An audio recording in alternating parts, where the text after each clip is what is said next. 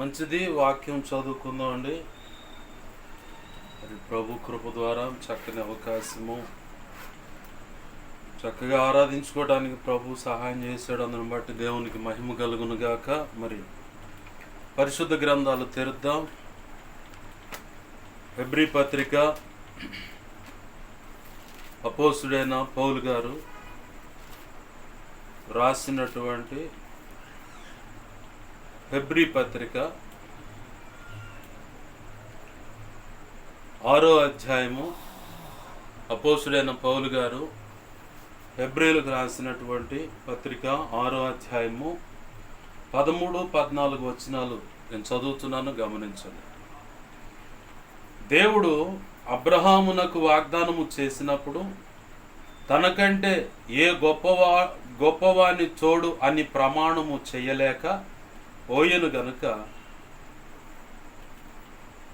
తనకంటే ఏ గొప్పవాని తోడని ప్రమాణం చేయలేకపోయాను గనుక తన తోడు అని ప్రమాణము చేసి, నిశ్చయముగా నేను నిన్ను ఆశీర్వదింతును, నిశ్చయముగా నిన్ను విస్తరింపజేతును అని చెప్పెను. ఆమేన్. ప్రార్థన చేసుకుందాం.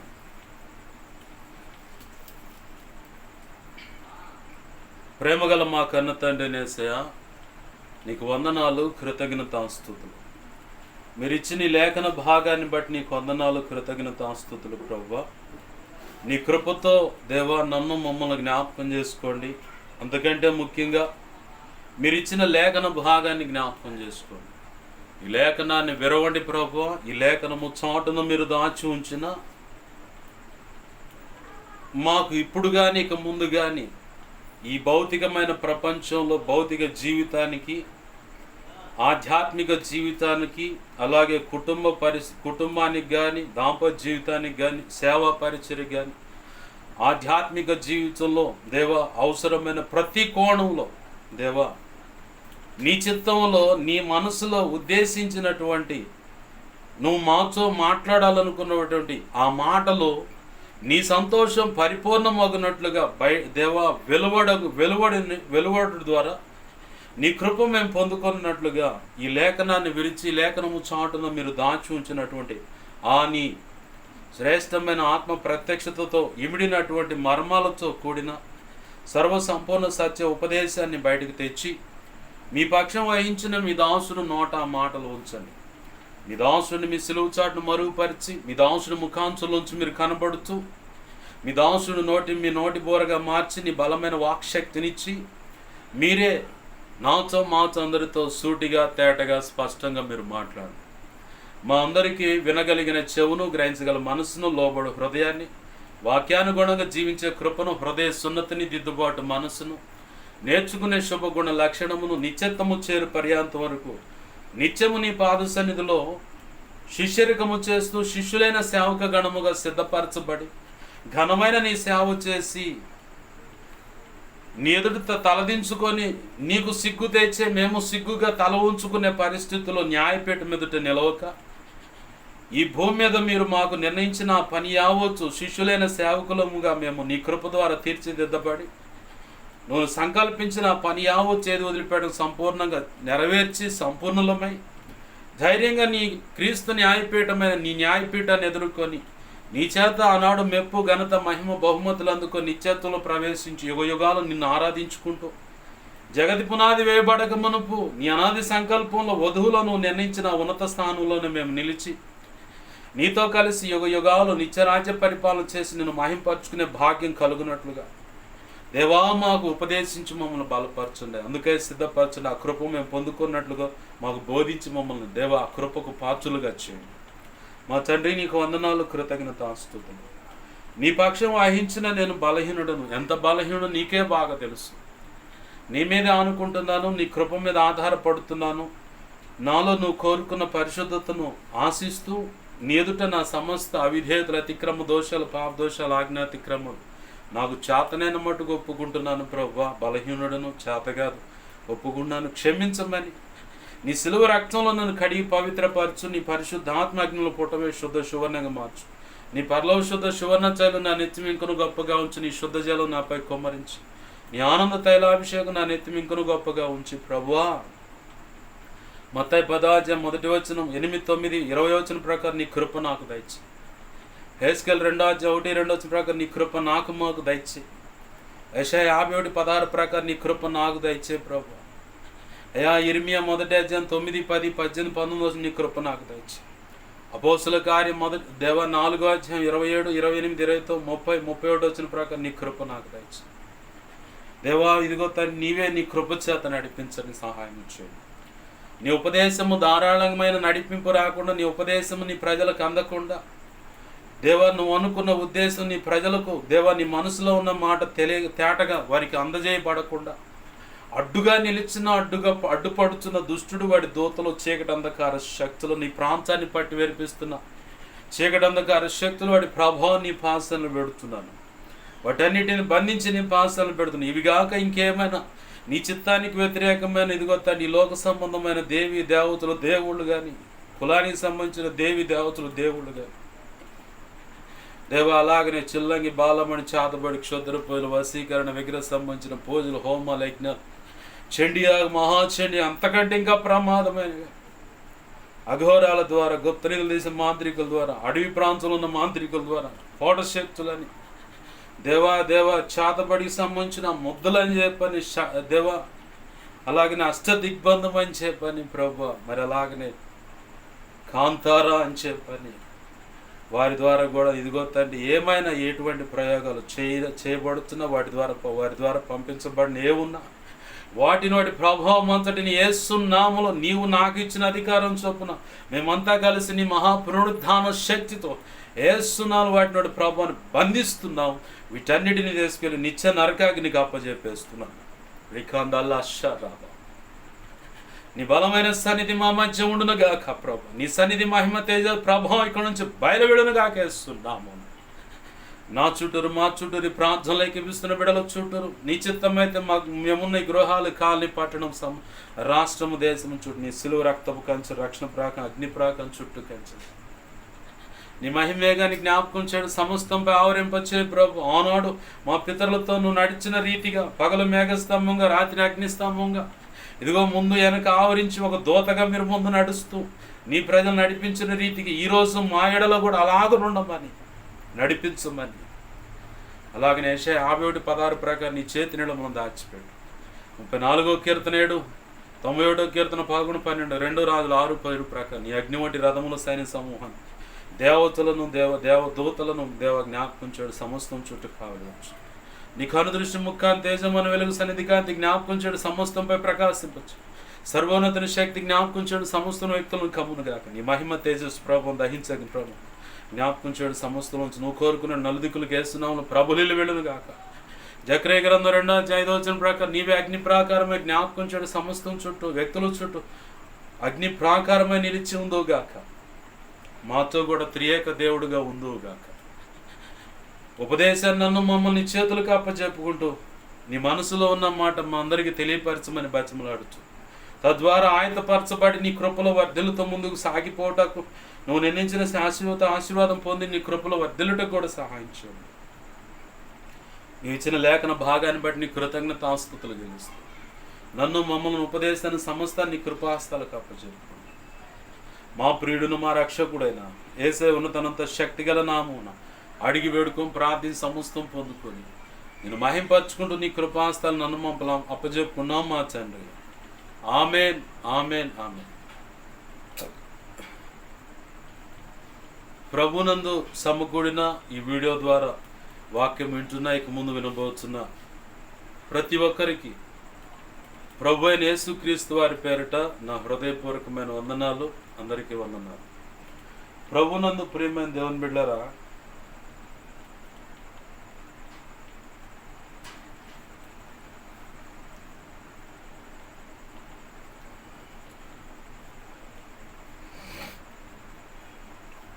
లేఖనాన్ని గమనిస్తే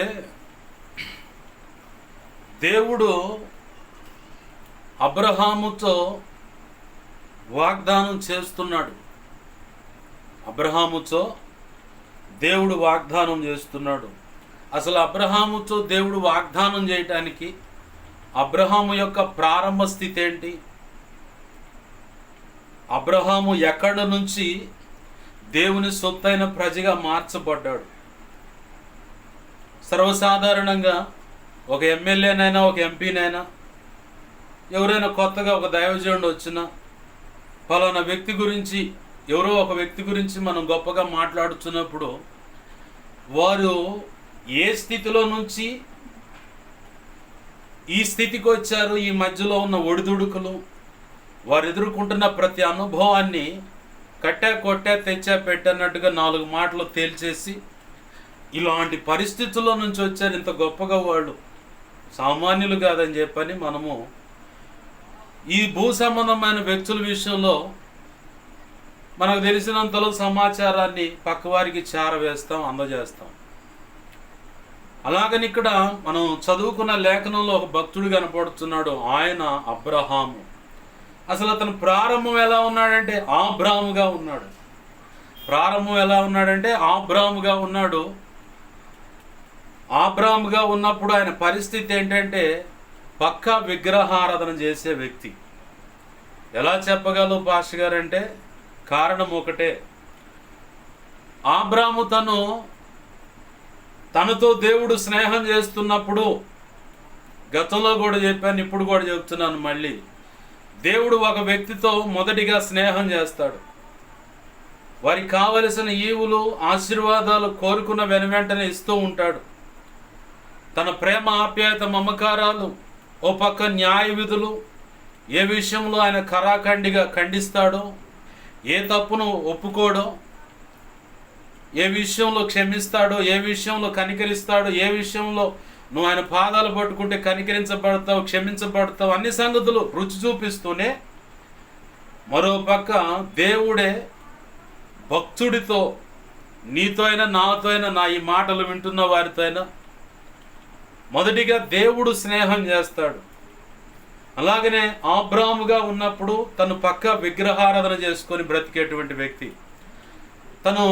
దేవుడు తనతో స్నేహం చేస్తున్నప్పుడు, దేవుడు పలానా చోటికి ఇక బయలుదేరు అనక మునుపు తన జీవితము, తన కుటుంబ స్థితిగతులు, పరిస్థితులు ఎలాంటి అంటే ఆ ప్రాంతంలో ఉన్నటువంటి దేవి దేవతల యొక్క బొమ్మలను, ఆ బొమ్మల ప్రతిమలు అంటే బొమ్మలని, ఆ విగ్రహ బొమ్మలను తయారు చేసుకొని వాటిని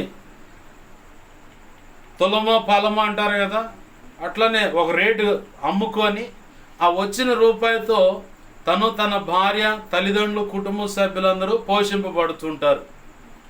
తన పరిస్థితి అది. ఒక 2 మాటలు తేల్చి చెప్పాలంటే తన పరిస్థితి ప్రారంభంలో విగ్రహారాధికుడు. అయితే విగ్రహారాధికుడుగా ఉన్నటువంటి ఆ వ్యక్తినే దేవుడు ఎందుకు ఎంచుకున్నాడంటే దేవుడు చెప్పిన మాటకి విధేయత చూపిస్తున్నాడు. దేవుడు ఏది చెబితే అది నమ్మేస్తున్నాడు ఎమ్మటనే. ఖచ్చితంగా ఇది దేవుడు చెప్పాడంటే జరిగిపోతుంది.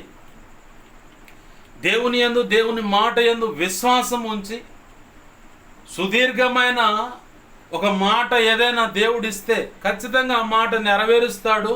దానికి తగ్గట్టుగా దేవుడు దాన్ని నా బ్రతుకులోకి ఆశీర్వాదకరంగా ఇస్తాడని చెప్పని ఆబ్రాము నమ్మాడు. ప్రారంభంలో ఆబ్రాము అలాగ నమ్మాడు కాబట్టే ఆ తన యొక్క నమ్మిక చొప్పున ప్రభు ఏమన్నాడు, విశ్వాసము ఏంటది, విశ్వాసాన్ని బట్టి, విశ్వాసము ద్వారా ఆబ్రాము దేవునితో స్నేహం మొదలుపెట్టాడు. ఏ విషయానైనా సరే ఆబ్రాముకు షేర్ చేసుకునేవాడు, ఆబ్రాము వినేవాడు. చివరికి ఒక రోజు వచ్చింది, ఒక గడియ వచ్చింది, ఆబ్రాముతో దేవుడు మాట్లాడుతూ ఉన్నాడు. ఆబ్రాముతో దేవుడు మాట్లాడుతూ ఉన్నాడు. ఏమని మాట్లాడుతున్నాడంటే, ఆబ్రామా, ఆదికాండం 12వ అధ్యాయంలో ఉంటుంది దేవుడు మాట్లాడిన విషయాలు. ఇక నువ్వు నేను చూపించే ఆ దేశానికి నువ్వు బయలుదేరాలన్నప్పుడు 12వ అధ్యాయానికంటే ముందు 11వ అధ్యాయంలోనే దేవుడు మాట్లాడుతాడు. ఆ మాట్లాడిన దాన్ని బట్టి కదిలి కొంత దూరం నడుస్తాడు. కొంత దూరం నడిచిన తర్వాత, కొంత ప్రభు చెప్పినట్టు అడుగులు వేసిన తర్వాత మార్గం మధ్యలో ఆగిపోతాడు. కారణం ఏంటంటే తన తండ్రిని చూసుకుంటూ, తన తండ్రి విషయంలో బాధ్యత వహిస్తూ, ప్రభు సంకల్పించినటువంటి ఆ ఉన్నత ఆశీర్వాదము, ప్రభు సంకల్పించినటువంటి ఆ వాగ్దాన భూమిలో అడుగు పెట్టే సమయము కూడా దేవుడు అక్కడ లెక్క కట్టుకుంటాడు. ఇది బాగా మనం గమనించాల. సర్వసాధారణంగా మనం అనుకుంటాము, దేవుడు ఒక మాట ఇవ్వగానే వెంటనే మన మైండ్ సెట్, మానవుల యొక్క మైండ్ సెట్ ఎలా ఉంటుందంటే, వెంటనే దేవుడు ఒక మాట ఇవ్వగానే వెంటనే అది వచ్చేయాలి, వెంటనే అది వచ్చేయాలి.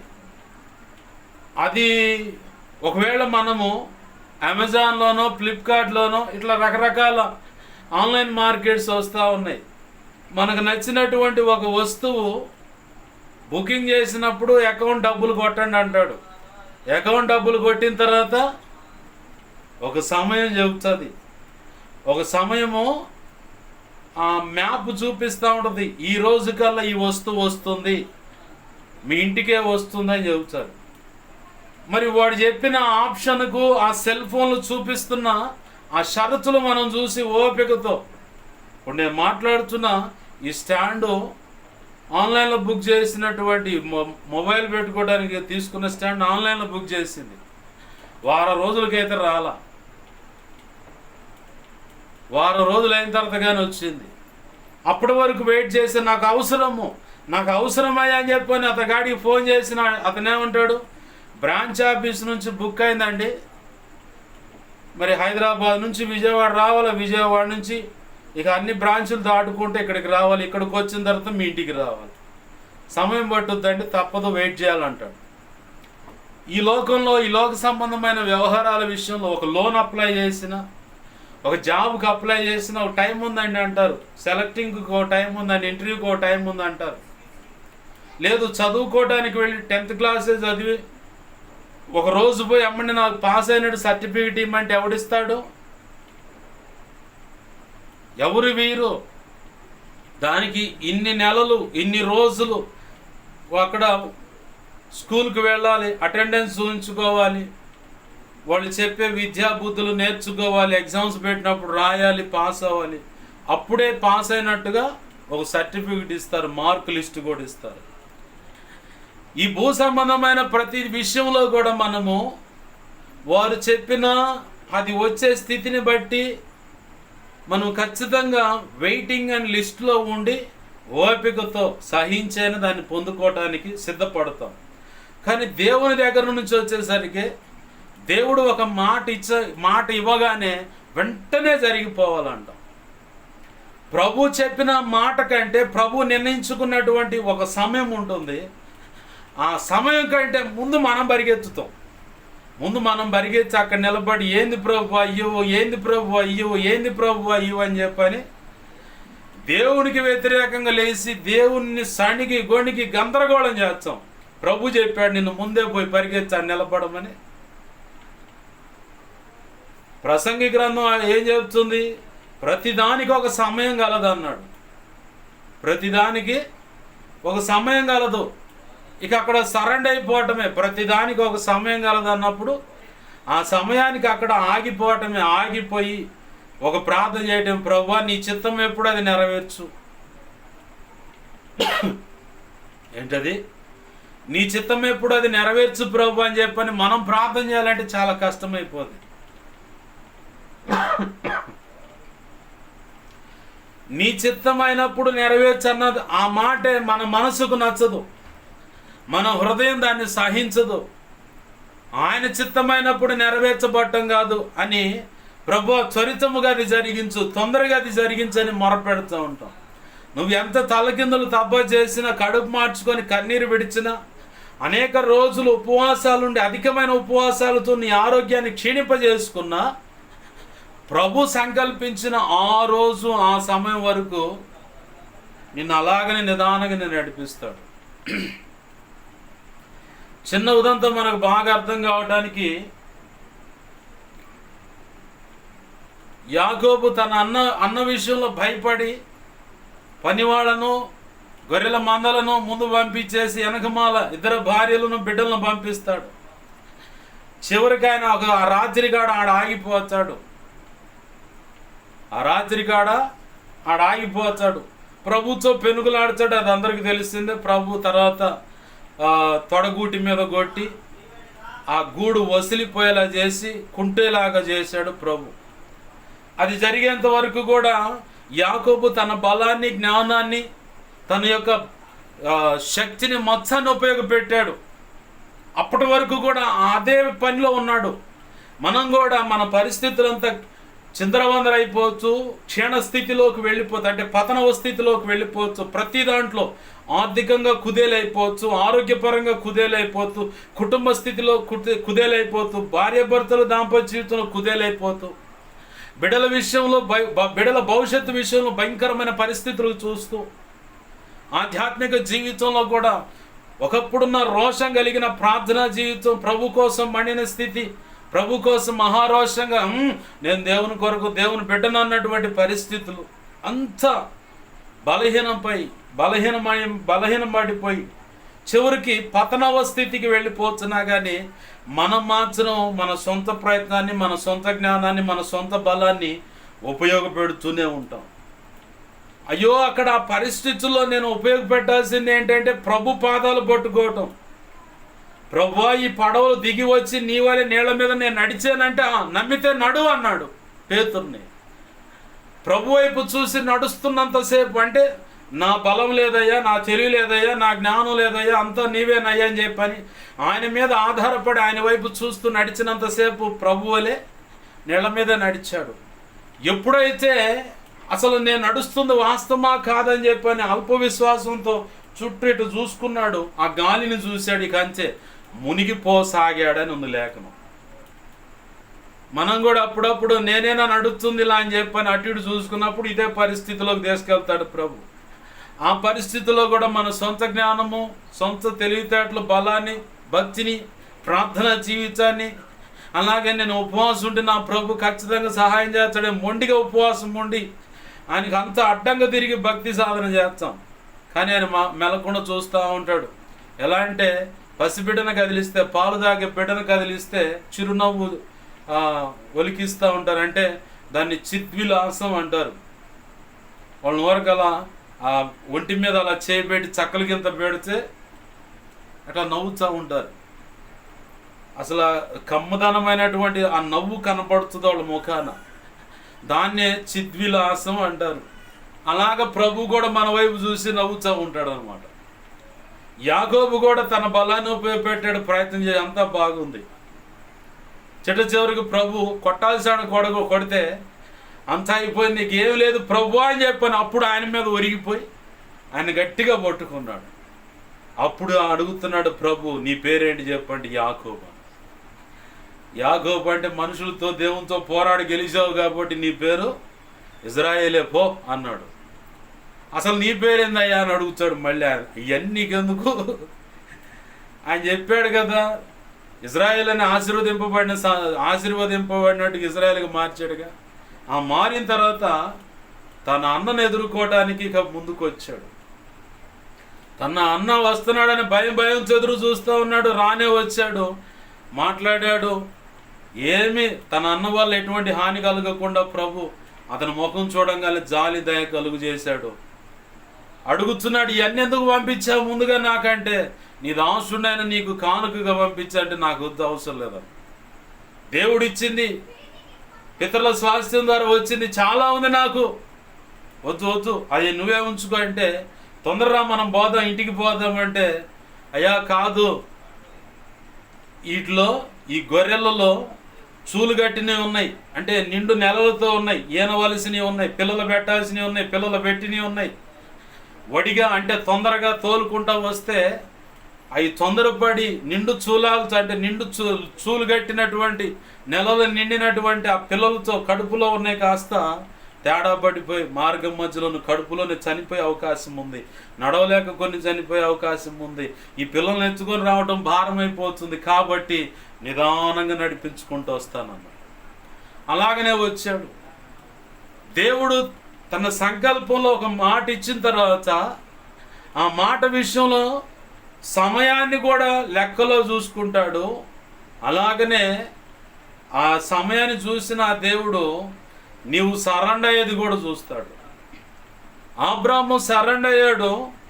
అయితే ఆదికాండం 11వ అధ్యాయం చివరి వచనాల కాడికి వచ్చేసరికి, అంటే ఆ పరిస్థితుల్లోకి వచ్చేసరికి తన తండ్రిని బట్టి బ్రేక్ అయ్యాడు. అక్కడ దేవుడు అనుకున్నటువంటి సమయంలో, దేవుడు అనుకున్నటువంటి చిత్తంలో అబ్రాహాము ఆ కనాను దేశంలో అడుగు పెట్టాలంటే తన తండ్రి అడ్డుగా ఉన్నాడు. తన తండ్రి అడ్డుగా ఉన్నాడని చెప్పని అక్కడే ఆగిపోతే, దేవుడు చేసిన పని ఏంటంటే, తెరహో, నేను అనుకున్న సంకల్పంలో, నా చిత్తంలో, నేను అనుకున్న సమయంలో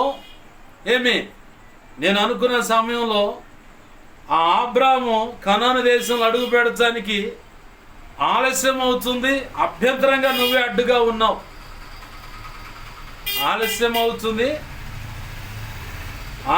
అవుతుంది, అభ్యంతరంగా నీవే ఉన్నావు. కాబట్టి తెరహు ఇంక నా దగ్గరకు వచ్చే అన్నాడు. ఇక అంతే. ప్రభు సంకల్పంలో, ప్రభు చిత్త ప్రకారము దేవుడు నిర్ణయించినటువంటి ఆశీర్వాదము ఎవరైతే పొందుకోవటానికి ఆ సమయము ఆలస్యమయ్యేలాగా అడ్డుగా ఉన్న వ్యక్తి ఎవరైనా సరే, ప్రభు సంకల్పంలో, ప్రభు చిత్తం అనుకున్న ఆ సమయానికి ఆ వ్యక్తి ఆ ప్లేస్లో ఉండాలి, ఆ స్థానంలో ఉండాలా, ఆ హోదాలో ఉండాలా, ఆ అభిషేకం పొందుకోవాలి, ఆ కృప పొందుకోవాలి, ఆ తర్ఫీదు అందుకోవాలి, ప్రభు నిర్ణయించినటువంటి ఆ స్థానంలో నిలబడాలంటే ఇక్కడ తెరహు అడ్డుగా ఉన్నాడు. కొంతమంది ఇలా నిలబడటానికి కూడా సహకరించకుండా డొంకలు తిరుగుతారు. డొంకలు తిరిగే వాళ్ళకి ఏమో దుమ్ము కోటింగ్ పడుద్ది. డొంకలు తిరిగే వాళ్ళకి దుమ్ము కోటింగ్ పడుద్ది. ఎలా అంటే, యోనా యొక్క చరిత్రను గమనిస్తే, యోనాతో చెప్తున్నాడు దేవుడు. 1వ అధ్యాయం నుంచి 3వ అధ్యాయం వరకు ఉపమానం చెప్తా ఉన్నాను, అంటే ఒక కథలాగా. యోనాతో దేవుడు మాట్లాడుతున్నాడు. యోనా, నినివే పట్టణంలో నా ప్రజలు, వాళ్ళ పాపం భయంకరమైంది. ఆ పాపం విషయంలో నేను విచారిస్తున్నాను, బాధపడుతున్నాను. 1,20,000 పైచిలకు ప్రజలు ఉన్నారు, కుడి ఎడమలో ఎరుగని ప్రజలు. వారందరూ నశించిపోవటం నాకు ఇష్టం లేదు. అయితే యోనా, ఆ ప్రాంతానికి నువ్వే వెళ్ళి ఆ ప్రాంత ప్రజలకు నా యొక్క ఉగ్రత గురించి ప్రకటించాలి. ఇంకా కొన్ని దినాల్లో మీరు గనక మీ పొరపాటును బట్టి ప్రభు పాదాలు పట్టుకొని, అయ్యా మేము చేసాం పొరపాటు, క్షమించమని బతిమలాడకపోతే దేవుని యొక్క మహా ఉగ్రత మీ మీదకి రాబోతుంది అని వాళ్ళకి చెప్పు అంటే, సరే ప్రభు అన్నాడు. మనసులో మాత్రం వాళ్ళు నేను చెబితే వినరు, వాళ్ళు లేదు, అయినా నా బ్రతుకేం బాగుందని అక్కడ, అయినా నా బ్రతుకేం బాగుందని నేను చెప్పిన మాట వాళ్ళు ఏం వినరండి. చెప్పి కంఠశ్వాస తప్ప, గొంతు నొప్పి తప్ప వాళ్ళు అసలు సత్యమేరా వినరండి అని చెప్పంటే, ప్రభు అంటాడు యెహెజ్కేలు గ్రంథం 3వ అధ్యాయంలో 33వ అధ్యాయంలో ప్రభు అంటాడు, నరపుత్రుడా, లేసమైన యాస మాటలు పలుకు వారి మధ్యలోకి నిన్ను పంపిస్తే వారు ఇట్టే వినేస్తారయ్యా. నువ్వు చెప్పిన మాటకి ఎమ్మటనే లోబడిపోయి నా వైపు తిరిగిపోతారు. అలాంటి ప్రజల మధ్యకి నిన్ను పంపించట్లా. నీ స్వజనులు అన్నాడు, అంటే క్రీస్తు రక్తంలో కడగబడిన ప్రజలు, దేవునితో నిబంధనలో ఉన్నటువంటి ప్రజలు, మాట వినక దేవునికే లోబడనొల్లని ప్రజల మధ్యలోకి నరపుత్రుడైన యెహెజ్కేలును అక్కడ పంపిస్తున్నాడు. ఎందుకో తెలుసా? వారు విన్నా వినకపోయినా నా నోటి బోరగా నువ్వు ఉండి నా మనసులో ఉన్న ఉద్దేశాలు వారి ఎదుట నువ్వు ప్రకటించాలి. వారు వింటారా వినరా అన్నది నీకు సంబంధం లేదు. నువ్వు మాత్రం వాళ్ళకి ఆ విషయాలు తెలియపరచాలా. తెలియపరిచినప్పుడు వారి హృదయాలు కఠినమైపోయేలాగా నేను చేస్తాను. దేనికంటే ఎన్నో పర్యాయాలు వాళ్ళకి చెప్పాను, మాట వినకుండా ఎలా పడితే అలా బ్రతుకుతూ తిరుగుబాటు చేస్తున్నారు. కాబట్టి ఇక అసలు సమూలంగా వాళ్ళని లేకుండా చేయడానికే, నా బిడ్డలే వాళ్ళు, నా రక్తంలో కడగబడ్డ వాళ్ళే, నా పేర నేను నిర్ణయించిన నిబంధన చొప్పున నాతో నిబంధనలో ఉన్న బిడ్డలే, అయినా సరే మాట వినకుండా లోబడకుండా బ్రతికేటువంటి కడుపును పుట్టిన బిడ్డలనైనా సరే తల్లి కానీ తండ్రి కానీ శిక్షించినట్లుగా ఈ ఒకరినో ఇద్దరినో శిక్షించడం ద్వారా అనేకులు మార్పు చెందుతారు. కాబట్టి వాళ్ళకు నువ్వు ప్రకటించు. వాళ్ళు వినరు. వాళ్ళు విన్నా కానీ వారి హృదయాలు కఠినమైపోయేలాగా నేను చేస్తాను. ఇంకా నీ మీద తిరుగుబాటు కూడా చేస్తారని చెప్పని ప్రభు అక్కడ రాసి పెట్టి ఉంచాడు ఆ మాటలు. అయినా సరే తప్పలేదు యెహెజ్కేలుకి. ఓ చోట అంటాడు యెహెజ్కేలు, అసలు ఈ మాటలు చెప్పకుండా మౌనంగా ఉందా అని చెప్పని నేను మౌనంగా చాలా గట్టిగా నేను కంట్రోల్ చేసుకుంటున్నానంటే, దేవుని వాక్కు తనకు వచ్చేట తన హృదయంలో మంట పుట్టిస్తే ఆ మంట తీవ్రతను బట్టి తను నోరు తెరిచి దేవుని యొక్క మాటలు దేవుని ప్రజలకు ప్రకటించాడట. నేను చెప్పను ప్రభువా, వీళ్ళు వినట్లేదు, తిరుగుబాటు చేస్తున్నారు, భయంకరంగా రివర్స్ వస్తున్నారు వీళ్ళకి నేను చెప్పను ప్రభు అంటే, కాదు నువ్వు చెప్పాల్సిందే.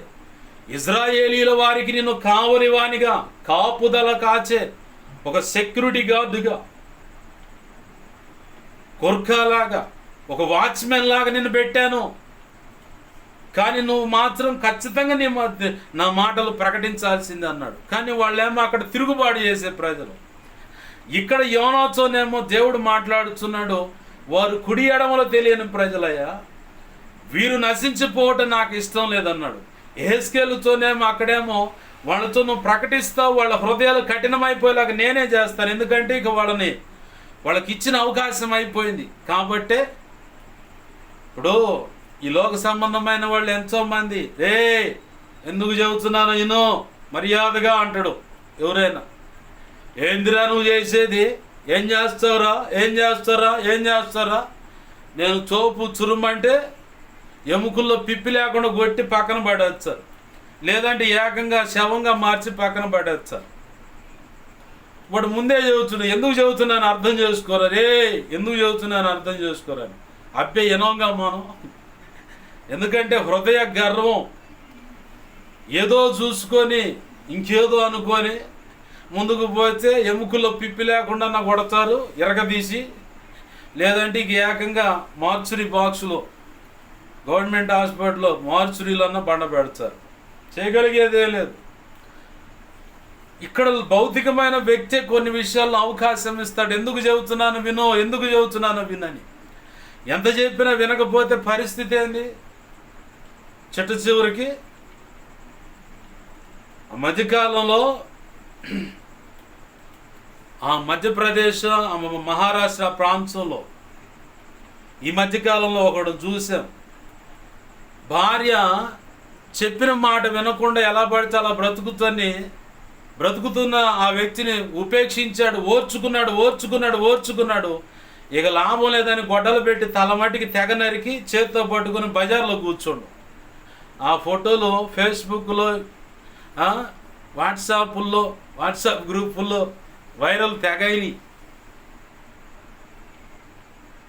ఒక అమ్మాయి అయితే అసలు ప్రేమికుడు అంటే తనతో కొన్నాళ్ళు ఇతర దేశాల్లో డేటింగ్స్ అని ఉంటే ఒక అగ్రిమెంట్ చేసుకుంటారు, ఇన్ని సంవత్సరాలు నీతో కలిసి కాపురం చేస్తాను, పిల్లలకి అంటానని.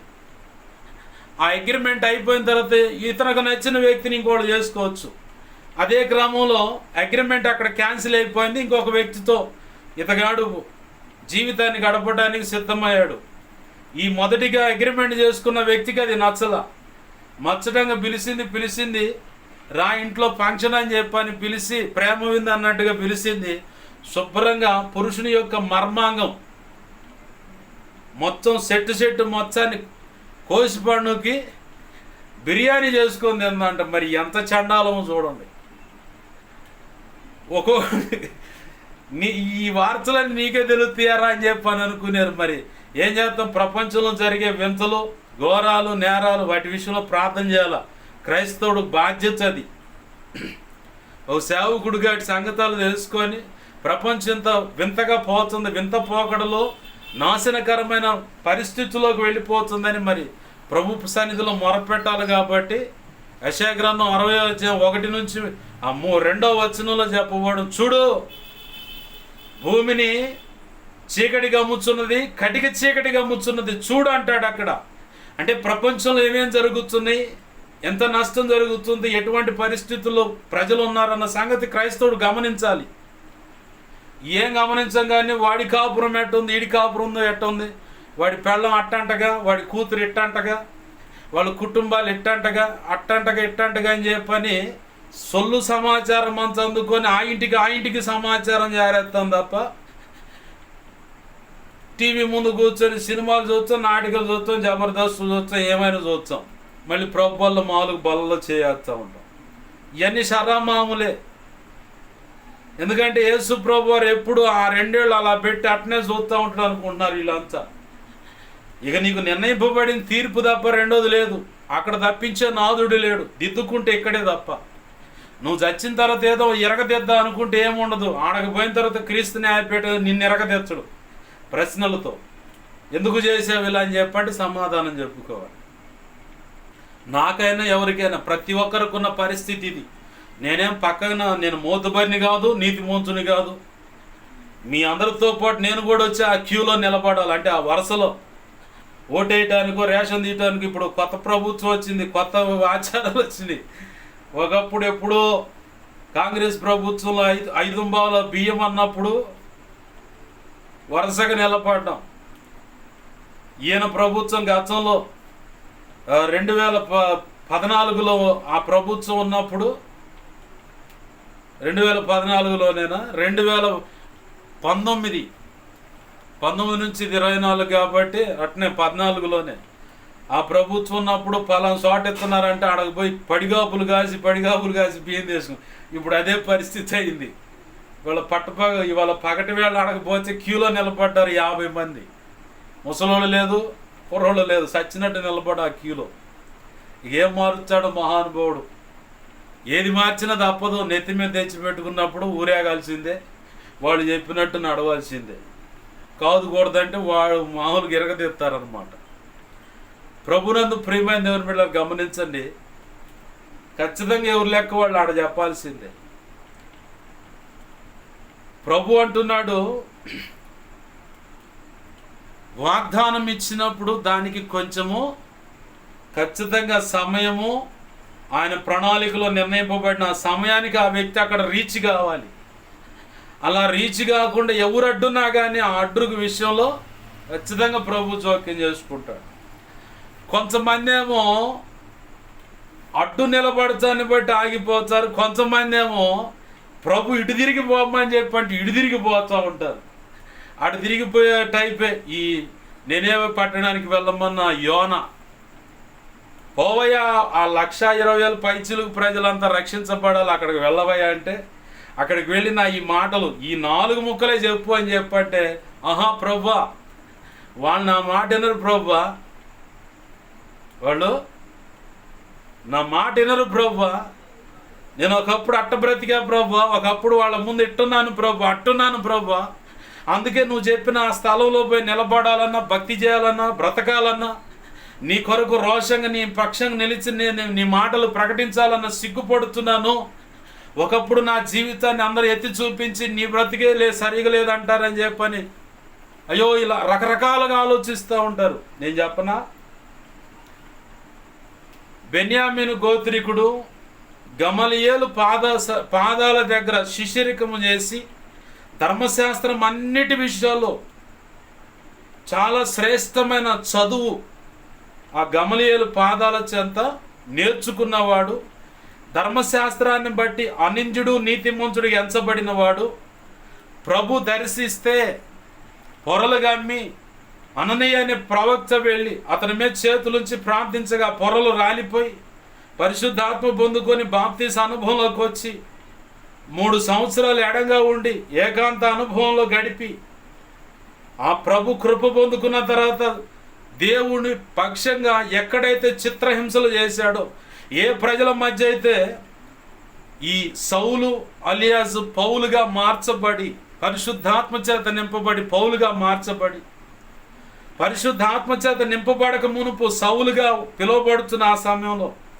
బర్నబా పరిచయం కాకముందు ఎక్కడైతే ప్రజలను చిత్రహింసలు పెట్టాడో, ఎక్కడైతే ఈ క్రీస్తు మార్గంలో ఉన్న వాళ్ళని ఈడ్చుకొని వెళ్ళి చెరసాల్లో పెట్టాడో, నిండు చూలాలను సైతం కత్తి దూసి పొట్టలు చీల్చి చంపేశాడో, అనేకులను గుర్రాలకు కట్టుకొని ఊరు బయటికి ఈడ్చుకొని పోయి గుర్రాల కాళ్ళ చేత గుద్ది మరి చంపాడో, ఆయా ప్రాంతాల్లోనే ఈ బెన్యామీను గోత్రికుడు గమలీయేలు పాదాల దగ్గర విద్యాభ్యసించిన వాడు, నూతన నిబంధనలో ఉన్నటువంటి సౌలు ప్రభు కృప చేత బాప్తిసం పొందిన తర్వాత ఆ ప్రజల మధ్య ఆ వాతావరణంలోనే నిలబడి దేవుని మాటలు ప్రకటించాడు.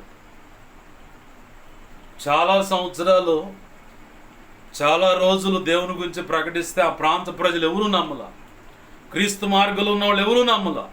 కానీ తను మార్పు చెందానన్న సంగతి ఆ ప్రజల మధ్య అక్కడే ప్రభు నిలబెట్టిన దాన్ని బట్టి దాన్ని స్థిరముగా రుడిపరుచుకొని దాన్ని కనబరుచుకున్నాడు. అక్కడ నేను మార్పు చెందానయ్యా, నా ప్రభు కోసం ప్రాణాలు పెడతానికి సిద్ధమయ్యానయ్యా అని చెప్పి దేవుని మాటలు ప్రకటిస్తూ ఉంటే, అనుకోని రీతిగా బర్నబా అనే ఒక ధనవంతుడని సౌలు ప్రకటిస్తుంటే దూరం ఉండి గమనిస్తూ ఉన్నాడు. ఈ సౌలు మారాడా లేదా, ఒకప్పుడు సౌలా లేదు మార్పు చెందిన సౌలా, ఎవరు ఇతనని చెప్పని దూరంగా ఉండి గమనించాడు. గమనించి చిట్ట చివరకు ప్రభు కృప ద్వారా ఆ సౌలు అన్న వ్యక్తి రక్షణ అనుభవంలోకి వచ్చి ప్రభు సువార్త ప్రకటిస్తూ దేవుని మార్గంలో నిజముగా ఉన్నాడని గ్రహించి అప్పుడు దగ్గరికి వెళ్ళి అతన్ని పరిచయం చేసుకొని అతన్ని కడమ అపోస్తులకు కూడా పరిచయం చేశాడు. ఇక అప్పుడు కదిలింది బండి. విస్తారమైన దేవుని సేవ జరగటం, అనేక సంఘాలు కట్టబడటం, అన్యజనాంగ అనేకులు రక్షణ అనుభవంలోకి రావటం, సంఘములు కట్టబడటం, విస్తారంగా సంఘాలు అన్యజనాంగం చేర్చబడటం అనేది జరిగి సంఘ పెద్దలు కూడా, ఆదిమ సంఘంలో ఉన్న సంఘ పెద్దలు కూడా సంతోషించారు. ఒకప్పుడు నేను ఈ ప్రాంతంలో ఇలా బ్రతికానయ్యా, ఒకప్పుడు నా స్థితి ఇదయ్యా అని చెప్పంటే ప్రభు ఏం చేస్తాడంటే కొంతమంది జీవితాలేమో ఇంకొక ప్రాంతానికి తీసుకువెళ్ళి అక్కడ నిలబెట్టి కొన్నాళ్ళు వాడుకున్న తర్వాత అక్కడ వచ్చిన సాక్ష్యాన్ని బట్టి ఇక్కడ తను బ్రతికిన బ్రతుకును చూపించటానికి ఇక్కడ నుంచి పలానా ప్రాంతానికి వెళ్ళాడు, చాలా మార్పు చెంది గొప్ప సేవ చేస్తుంది ఆ స్త్రీ లేదా ఆ పురుషుడు చేస్తూ ఉన్నాడని చెప్పని పలానా పేరు అని చెప్తారు. అది ఒక సెక్షన్. ఇంకో సెక్షన్ ఏంటంటే ఏ ప్రాంతంలో అయితే చెడుగా బ్రతికి, ఏ ప్రాంతంలో అయితే ఎలా పడి చాలా సాక్ష్యాన్ని పోగొట్టుకున్నట్టుగా బ్రతికే పరిస్థితులు ఉన్నాయో అదే ప్రాంతంలో నిన్ను నిలదొక్కుని నీ సాక్ష్యాన్ని నిలబెట్టుకుంటూ మార్పు చెందిన బ్రతుకు కనపడేలాగా కొంతమందిని ఇలాగనే ధర్మశాస్త్రాన్ని బట్టి నేను నీతిమంతుడు అనుకున్న వాడిని కాస్త దేవుడు దర్శించి రక్షణ అనుభవంలోకి తెచ్చి పరిశుద్ధ ఆత్మచేత నింపి పౌలుగా మార్చి ఎక్కడైతే తను చిత్రహింసలు పెట్టాడో సంఘాన్ని అక్కడే ఆ ప్రజల మధ్యనే నిలబెట్టి దేవుని సేవ జరిగించి 14 పత్రికలు ఆయన ద్వారా రాయించి అనేక సంఘాలు కట్టించి అనేక మంది శ్రేష్టమైన సేవకులను సహకారులను ప్రభు కొరకు సంపాదించేలాగా ప్రభు వాడుకున్నాడు. రాజుల దగ్గర అధికారుల దగ్గర నిలబెడితే అతను చెబుతున్న దాన్ని బట్టి ఎవరు కూడా నోరెత్తన పరిస్థితి, ప్రతి మాటకు సరెండర్ అయిపోయారు. ప్రభు సెలవిచ్చినట్లుగా నా చేతిలో అతను నేను కోరుకున్న సాధనం అన్నాడు, అలాగనే వాడుకున్నాడు నా ప్రభు. ఈరోజు ఈ మాటలు వింటున్న దేవుని బిడ్డలారా, కొంతమందికి ఎలా ఉంటుందంటే పరిస్థితి, అబ్రహామును దేవుడు పిలిచినప్పుడు అక్కడ తెరహు అంటే తన తండ్రి అడ్డుగా ఉన్నాడని దేవుని సంకల్పం దేవుని చిత్తంలో నా సమయానికి ఆ కానాను దేశంలో అడుగు పెట్టకుండా అక్కడ డ్రాప్ అయ్యాడు. ఇంకొంతమంది ఏం చేస్తారంటే ఈ నెనెవే పట్టణానికి వెళ్ళవయ్యా యోనా అన్నట్టుగా వీళ్ళని పలానా ప్రాంతానికి వెళ్ళమంటే వెళ్లకుండా తార్షీషు వాడెక్కి వెళ్తున్న పరిస్థితి. భయంకరమైన శోధన, భయంకరమైన శ్రమ, ఆ సముద్రం మీద ఆ పడవని అటు ఇటు కమ్మేసేటువంటి అలలు రెచ్చగొడుచు పైకి చిందించి అలలు ఎగసిపడుచు భయంకరమైన శోధన, శ్రమ వచ్చింది. ఆ యోన తార్షీషు వాడలు అడుగు బాగానే పడుకొని ఉంటే ప్రభు ఒక మార్గాన్ని చేసి ఇంకో మార్గాన్ని పోతుండే. కారణం ఏంటంటే నేను చెప్పిన మాట ఎన్నరోళ్ళు నా బ్రతికేంటో వాళ్ళకి తెలుసు. అంటే ఈ నెనేవే పట్టణానికి సంబంధించి ఆ ప్రాంతంలో యోనా కూడా కొంతకాలం బ్రతికున్నాడని అర్థం. ఆ బ్రతికిన దాన్ని బట్టే వాళ్ళ ఎటుకుడి నేను చెప్పిన మాట వినరు. వాళ్ళ ఎటుకుడి నువ్వు ఒకవేళ నేను చెప్పకపోయినా నువ్వు చాలా జాలిగల దేవుడవు, వాళ్ళు ఎమ్మడే పశ్చాత్తాపడి మమ్మల్ని క్షమించు ప్రభు అంటే ఎమ్మడే క్షమిస్తావు, కాబట్టి నువ్వు ఎటుకుడు చేసే చేస్తాగాడు నేనే పోవట్లేదు అన్నాడు. కానీ ప్రభు ఒప్పుకోలే. భయంకరమైన శ్రమలు అనుమతించాడు. వాడ మీదకి తుఫాను తెప్పించాడు. ఇక వాడలో ఉన్న నాయకులు ప్రాణభయంతో ఈ బరువు ఎక్కువైన దాన్ని బట్టి ఇది మునిగిపోయి మనం పోతామేమో అని చెప్పని, ఈ బరువు ఎక్కువైన దాన్ని బట్టి మనం పోతామని చెప్పని సరుకులన్నీ ఆ సముద్రంలో పడేయడం మొదలుపెట్టారు. పడేసి చిట్ట చివరికి ఎవరికో వాళ్ళలో ఒకళ్ళకి వచ్చింది ఆలోచన, రే కొంచెం ఆగండి, ఒక మాట మనం నమ్మిన దేవుణ్ణి అడుగుదాం. ఇంత సముద్రం ఇంత కీడు రావడానికి ఎవరు ఉన్నారు మంచి భక్తి పరులు, దాంట్లో ఇంత గొప్ప కీడు రావడానికి కారణం ఎవరయ్యా అని చెప్పని దేవుణ్ణి అడుగుతాం, చీట్లు వేసి అని చెప్పని. ఆ రోజులో వాళ్ళకున్న అలవాటు, ఇప్పుడు ఎవరేం మాకండి అలవాటు చొప్పున చాలామంది కొంతమంది చీట్లు వేసే వారం ఉంటుంది. అది కరెక్ట్ కాదు, ప్రభు చిత్తంలో కాదు అది. ఆ చీట్లు వేసేంత ఆధ్యాత్మిక పరిపక్వత కూడా మీకు లేదు. అందును బట్టి అది కరెక్ట్ కాదని చెబుతున్నా. ప్రభునందు ప్రేమ దేవుని బిడ్డలారు గమనించండి. ఇక చీట్లు వేద్దామని చెప్పని చీట్లు వేస్తే ఆ ఓడలు ఎక్కిన వాళ్ళందరూ పేర్లు ఉంటాయిగా, పేర్లన్నీ వేస్తే పేర్లన్నింటిలో ఒక తీస్తే యోనా పేరు మీద చీటి వచ్చింది. యాడున్నాడు రా వీడు అని చెప్పని ఎతికితే ఆడున్నాడు. వాడు అడుగు బాగాన యాడో ఒక మూలన పోయి పడుకొని ఉన్నాడు. వచ్చి అంటాడు, ఓయి నిద్రపోవచ్చా, నీకేమొచ్చింది లే. ఇంత నష్టం, ఇంత భయంకరమైన పరిస్థితులు ఉంటే చాలామంది ఏ వ్యక్తుల ద్వారా ఆ కుటుంబానికో సంఘానికో కీడు వస్తుందో ఆ కీడును బట్టి వారు నిమ్మక నీరెచ్చినట్టుగా మౌనంగా పక్కన కూర్చుంటూ ఉంటారు. వీళ్ళకి తెలుసు ఈ కీడంతటికి, ఈ నాశనం అంతటికి, ఈ నష్టానికి, ఈ ప్రాణ నష్టానికి, లేదు ఈ ఆస్తి నష్టానికి, ఈ పరిచర్లో నష్టానికి నేనే కారణం అన్న సంగతి నిమ్మక నీరెచ్చినట్టుగా ఒక మూలన మౌనంగా కూర్చునే ఈ వ్యక్తికి తెలుసు. ఆ వ్యక్తి మనసులో అనుకుంటూ ఉంటావు, స్త్రీ అయినా పురుషుడైనా, తల్లి అయినా తండ్రి అయినా, అత్త అయినా మామ అయినా, ఇంకా ఎక్సెట్రా కొడుకైనా కొడుకైనా, ఎవరైనా కానీ, సేవకురాలైన సేవకుడైన, సంఘ పేదలు, విశ్వాసులు, వీళ్ళు అందరూ ఏంటంటే ఇంత గొప్ప కీడు రావడానికి కారణం నేనే అన్న సంగతి వాళ్ళు అనుకుంటానే ఉంటారు మనసులో. అంత జరుగుతున్న బయటపడిచి వీళ్ళంతా కలిసి ఏదన్నా అంటారేమో, ఏదన్నా చేస్తారేమో భయంతో బిక్కుమంటాడు కూర్చుంటారు. చివరికి కీడు రానే వస్తుంది, జరగాల్సిన నష్టం జరగనే జరుగుతుంది. ఆకాన్ అనేవాడు ముందుగానే వాళ్ళు నడిపించే నాయకుడు చెప్పాడు,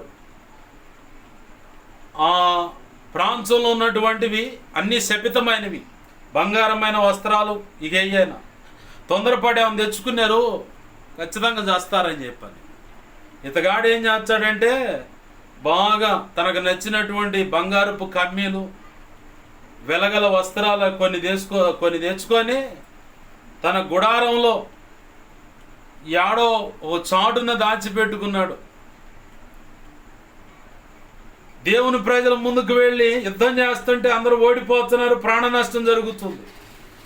దీని అంతటి కారణం ఎవడురా అని చెప్పని ఆ రోజులో విచారించే అలవాటు ఉంది దేవుని ప్రజలు నడిపిస్తున్న నాయకులకు.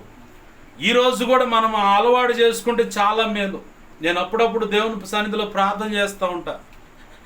ఎవరైనా మాట వినని పరిస్థితి కానీ, లేదంటే పరిస్థితులంతా చిన్న భిన్నంగా కనపడుతున్నప్పుడు, అయ్యా నేను ఎక్కడైనా నీకు లోపడతలేదా, నువ్వు చెప్పిన పని ఏదైనా చేయట్లేదా, ఇలాంటి పరిస్థితులకు ఒకవేళ ఇంట్లో వాళ్ళు ఎవరైనా నీకు వ్యతిరేకంగా ఉన్నారా, ఏంటి ప్రభు పరిస్థితి, అదేంటో నాకు తెలియపరచాయని చెప్పని ఆయన దగ్గర నుంచి ఇలాంటి పరిస్థితులు, ఈ వ్యతిరేకత, ఈ కరువు, ఇరుకు, ఇబ్బంది, అనారోగ్య పరిస్థితి ఏదైనా కావచ్చు, ఈ పరిస్థితులను బట్టి నేను ఒకవేళ ఇంట్లో కుటుంబ సభ్యులు కానీ, సంఘ బిడ్డలు కానీ ఎవరైనా ఎక్కడ నీ చిత్తానికి వ్యతిరేకంగా అడుగులు వేస్తూ బ్రతుకుతున్నారా? చెప్పయ్యా, దిద్దుకుంటాను, లేదా వాళ్ళకి చెప్తాను విషయం, లేదా నువ్వే వాళ్ళతో మాట్లాడి సరిచేయి ప్రభు అని ప్రార్థన చేసుకుంటా. విచారించే అలవాటు ప్రభు నాకు నేర్పాడు. అలాగనే కొన్ని పరిస్థితులు తేడాగా ఉన్నప్పుడు ఆయన ప్రార్థనలో ఏందయ్యా, ఎవరు, ఎక్కడ, ఏంటి, కారణం ఏంటి అని అడుగుతాను. అది వచ్చి ఆ సమాధానం వచ్చేదాకా ప్రార్థన మాత్రం వదిలిపెట్టను. ప్రభు దగ్గర నుంచి సమాధానం రావాల్సిందే. ఈ ఆకాన్ అనేవాడు చేసిన పొరపాటు శపితమైన తెచ్చి ఇంట్లో పెట్టుకున్నాడు. ఆ శపితమైన తెచ్చి ఇంట్లో పెట్టుకుంటే విచారిస్తూ ఉన్నారు పైన నాయకులు ప్రత్యక్ష గుడారం ఎదుట. ఇంత నష్టము, ప్రాణ నష్టం జరగటానికి కారణం ఎవరా అని చెప్పని అడిగితే గోత్రాల వారిగా వ్యక్తులను పిలుచుకొస్తే ఒక గోత్రం పట్టబడింది, ఆకానున్న గోత్రం. ఆ గోత్రంలో ఏ కుటుంబం అని చెప్పని కుటుంబ పెద్దలను ముందుకు తీసుకొస్తే ఆకాను పట్టబడ్డాడు. ఏందబ్బా సంగతి ఏంటంటే, అయ్యా బుద్ధి గడ్డి తిని పలానా తెచ్చి ఇంట్లో పెట్టుకున్నానయ్యా, నేను శపితమైన ఇంట్లో తెచ్చి పెట్టుకున్నానయ్యా, వాస్తవమే అని చెప్పన్నాడు. మరి ఇలా తెచ్చి పెట్టుకుంటే ఇట్లాంటి శిక్ష వస్తుందని నీకు తెలుసు కదంటే, వాస్తవమే తెలుసా అని. అయితే నీవు నీ భార్య బిడ్డలు నీకు సంబంధించిన పనివాళ్ళు కానీ, నీకు కలిగిన పశు సంపద కానీ మొత్తం పసిబిడ్డలు మొదలుకొని వృద్ధుల వరకు మొత్తాన్ని వేరుపరచండి అన్నాడు పైన నాయకుడు. వేరుపరచండి అనగానే వేరుపరిచాడు. వీళ్ళని పాళెం వెలుపు కంటే ఊరు బయటకు తీసుకెళ్ళండి అన్నాడు. ఊరు బయటకు తీసుకువెళ్తే మిగతా ఇజ్రాయేల్ ప్రజలంతా రాళ్ళు తీసుకున్నారు. రాళ్లతో వాళ్ళ మొత్తాన్ని, వాళ్ళ కలిగిన పసిబిడ్డ మొదలుకొని పెద్దల వరకు, దాసి జనులు, అలాగనే పశు సంపద మొత్తాన్ని రాళ్లతో కొట్టి చంపేసి ఆ రాళ్ళు వాళ్ళ మీద కుప్పగా పేర్చి దానికి ఒక పేరు పెట్టేశారు. ఇక అంతే. కారణమేంది? దైవ చిత్తానికి వ్యతిరేకమైంది ఒకటి తెచ్చి ఇంట్లో శపితమైందని చెప్పాడు అక్కడ నాయకుడు, కానీ వినలా. ఆ బంగారం మీద, వాటి మీద, ఆ వెలగల వస్త్రాల మీద ఆశ పుట్టిపోయి తెచ్చుకుని దేవుణ్ణి అడిగి తీయడా? పైన నాయకుడిని అడిగి తీయడా? ఎన్నో దేశాలు దోచుకొని వచ్చారు. బంగారం, వెండి, ఇత్తడి, ఇనుము, కర్ర, కొయ్య, ఇక రకరకాలు వచ్చాయి. వస్త్రాలు అనేకమో తెచ్చుకున్నారు. వాటిలో నీకు నచ్చింది ఇవ్వమంటే ఇవ్వడా? దేవుణ్ణి అడిగితే ఇవ్వడా? ఇవన్నీ కాదు. శపితమైన తెచ్చి పెట్టుకుంటే చివరికి ఒక్కడు చేసిన పొరపాటును బట్టి ఇంటిలో పాలి చచ్చారు. వాళ్ళని నమ్ముకొని వచ్చినటువంటి దాసీలు అంటే పని వాళ్ళు కూడా చచ్చారు. వాళ్ళని పోషించడానికి ఉపయోగపడే పశు సంపద మొత్తం చచ్చిపోయింది. అంటే సర్వనాశనం, అనంత నాశనం అంటారుగా, అట్లా అయిపోయింది. మొత్తం రాళ్లతో కొట్టి చంపేశారు. చేతులారా తెలిసి తెచ్చుకున్న నాశనము కీడనమాట. ఈ యోనా కూడా తెలిసి తెచ్చుకున్న కీడిది. యోనాను బట్టి అక్కడ ఆ ఓడ మొత్తానికి కీడు వచ్చి పడింది. బయటకు వచ్చి అంటాడు, నేను ఆకాశం మందలి దేవుని యొక్క దాసుడునంట.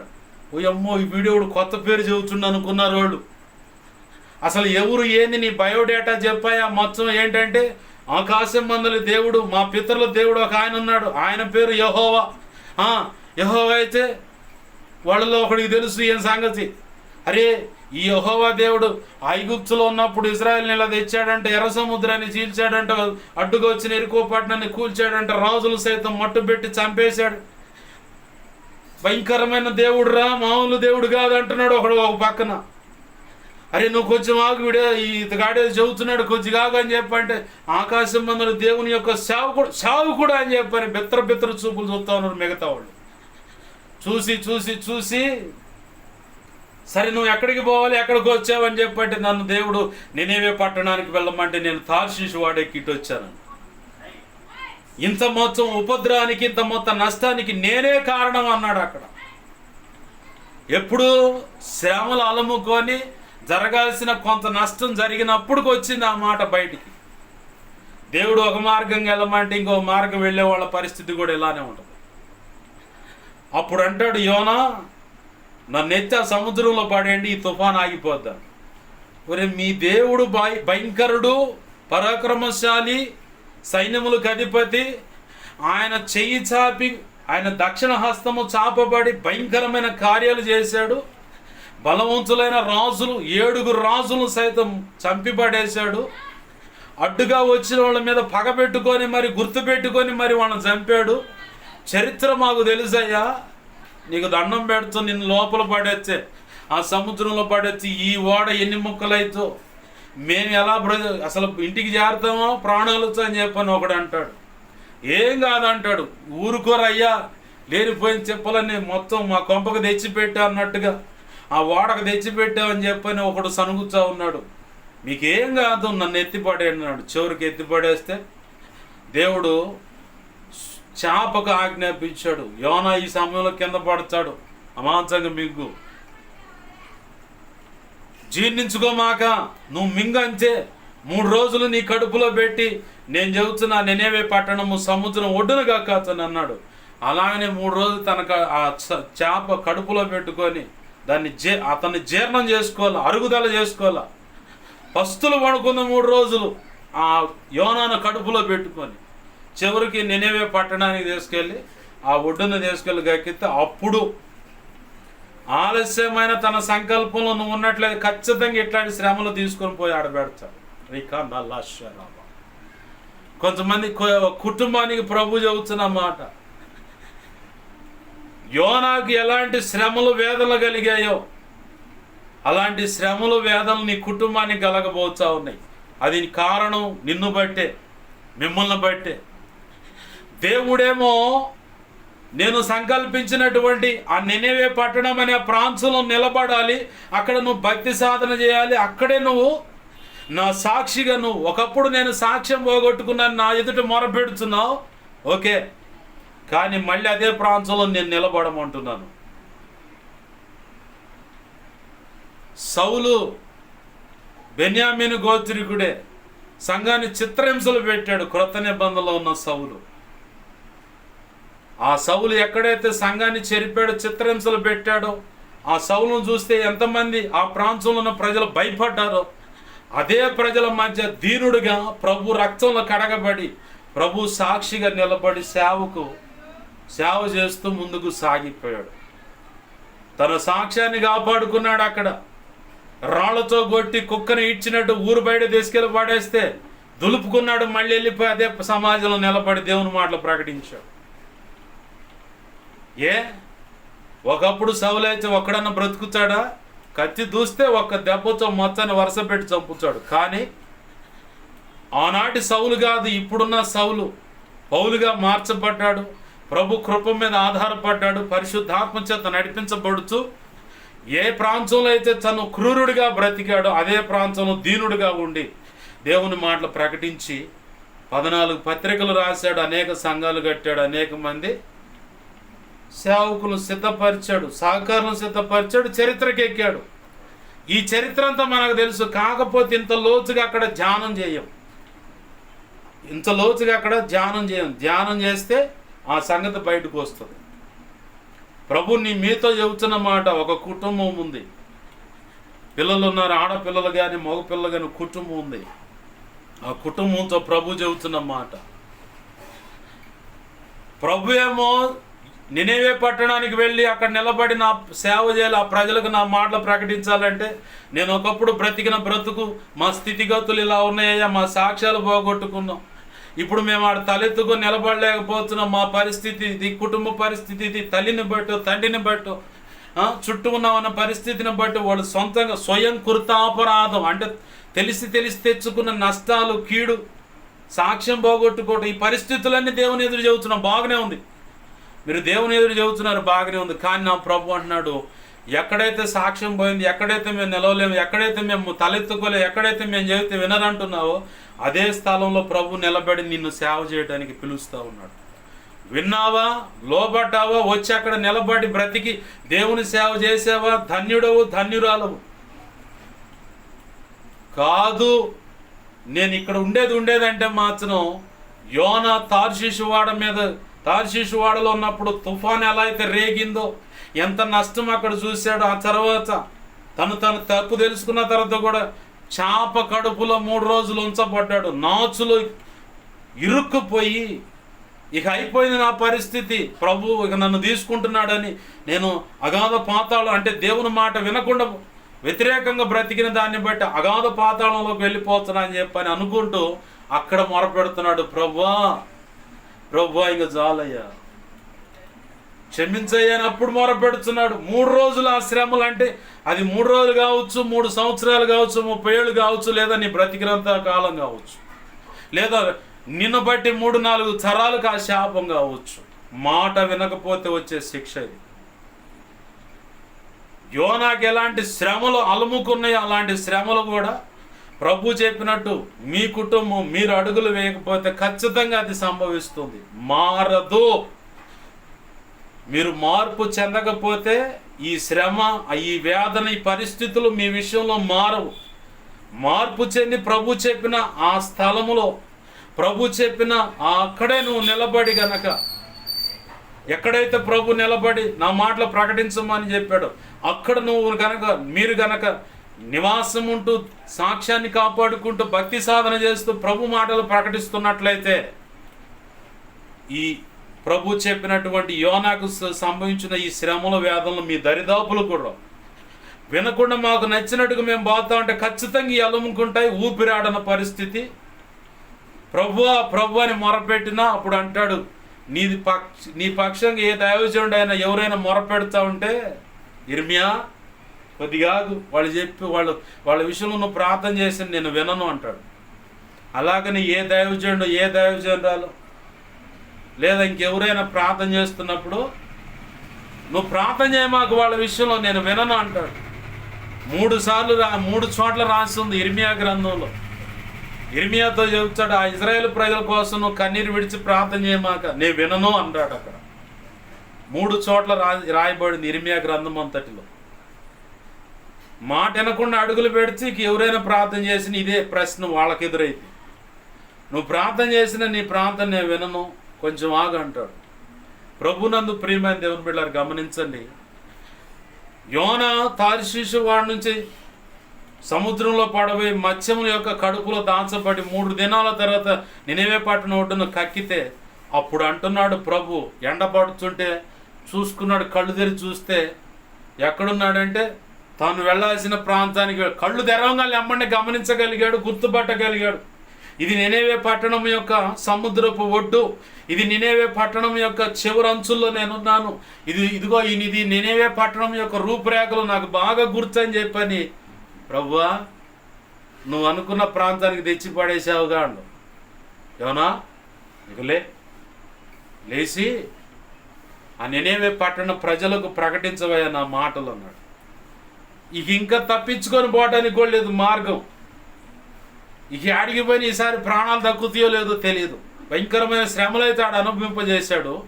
అంటే అవి యోన అనుభవించేలాగా చేశాడు. ఇక తప్పించుకొని పోదామంటే ప్రాణ నష్టం జరగవచ్చు, ఇంకేదైనా జరగవచ్చు. ఇక తప్పించుకోవడానికి మార్గం లేదు కాబట్టి యోన అక్కడ సరెండర్ అయిపోయి 1 దిన ప్రయాణం నడుచుకుంటూ నినివే పట్టణస్తులకు ప్రకటించాడు. ఇంకా కొన్ని రోజుల్లో దేవుని యొక్క ఉగ్రత మీ మీదకి, ఈ పట్టణం మీదకి, ఈ ప్రజల మీదకి రాబోతుందన్న సంగతి 1 దిన ప్రయాణం అంతా నడిచి ఆ మాటలు ప్రకటించాడు. ఇక అంతే.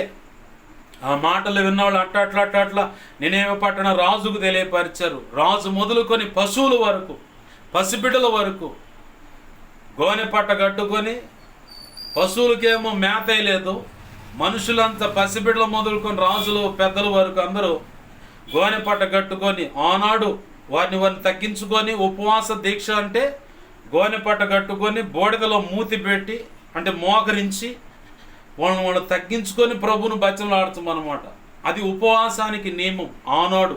ఈనాడు అది లేదు. కొంతమంది దైవజనులు అలా చేస్తూ ఉన్నారు కానీ వాళ్ళు చెప్పినా వినరు. అదేమంటే దేవుడు మాకు చెప్పాడు అంటారు. ఈనాడు ఆ పద్ధతి అవసరం లేదు.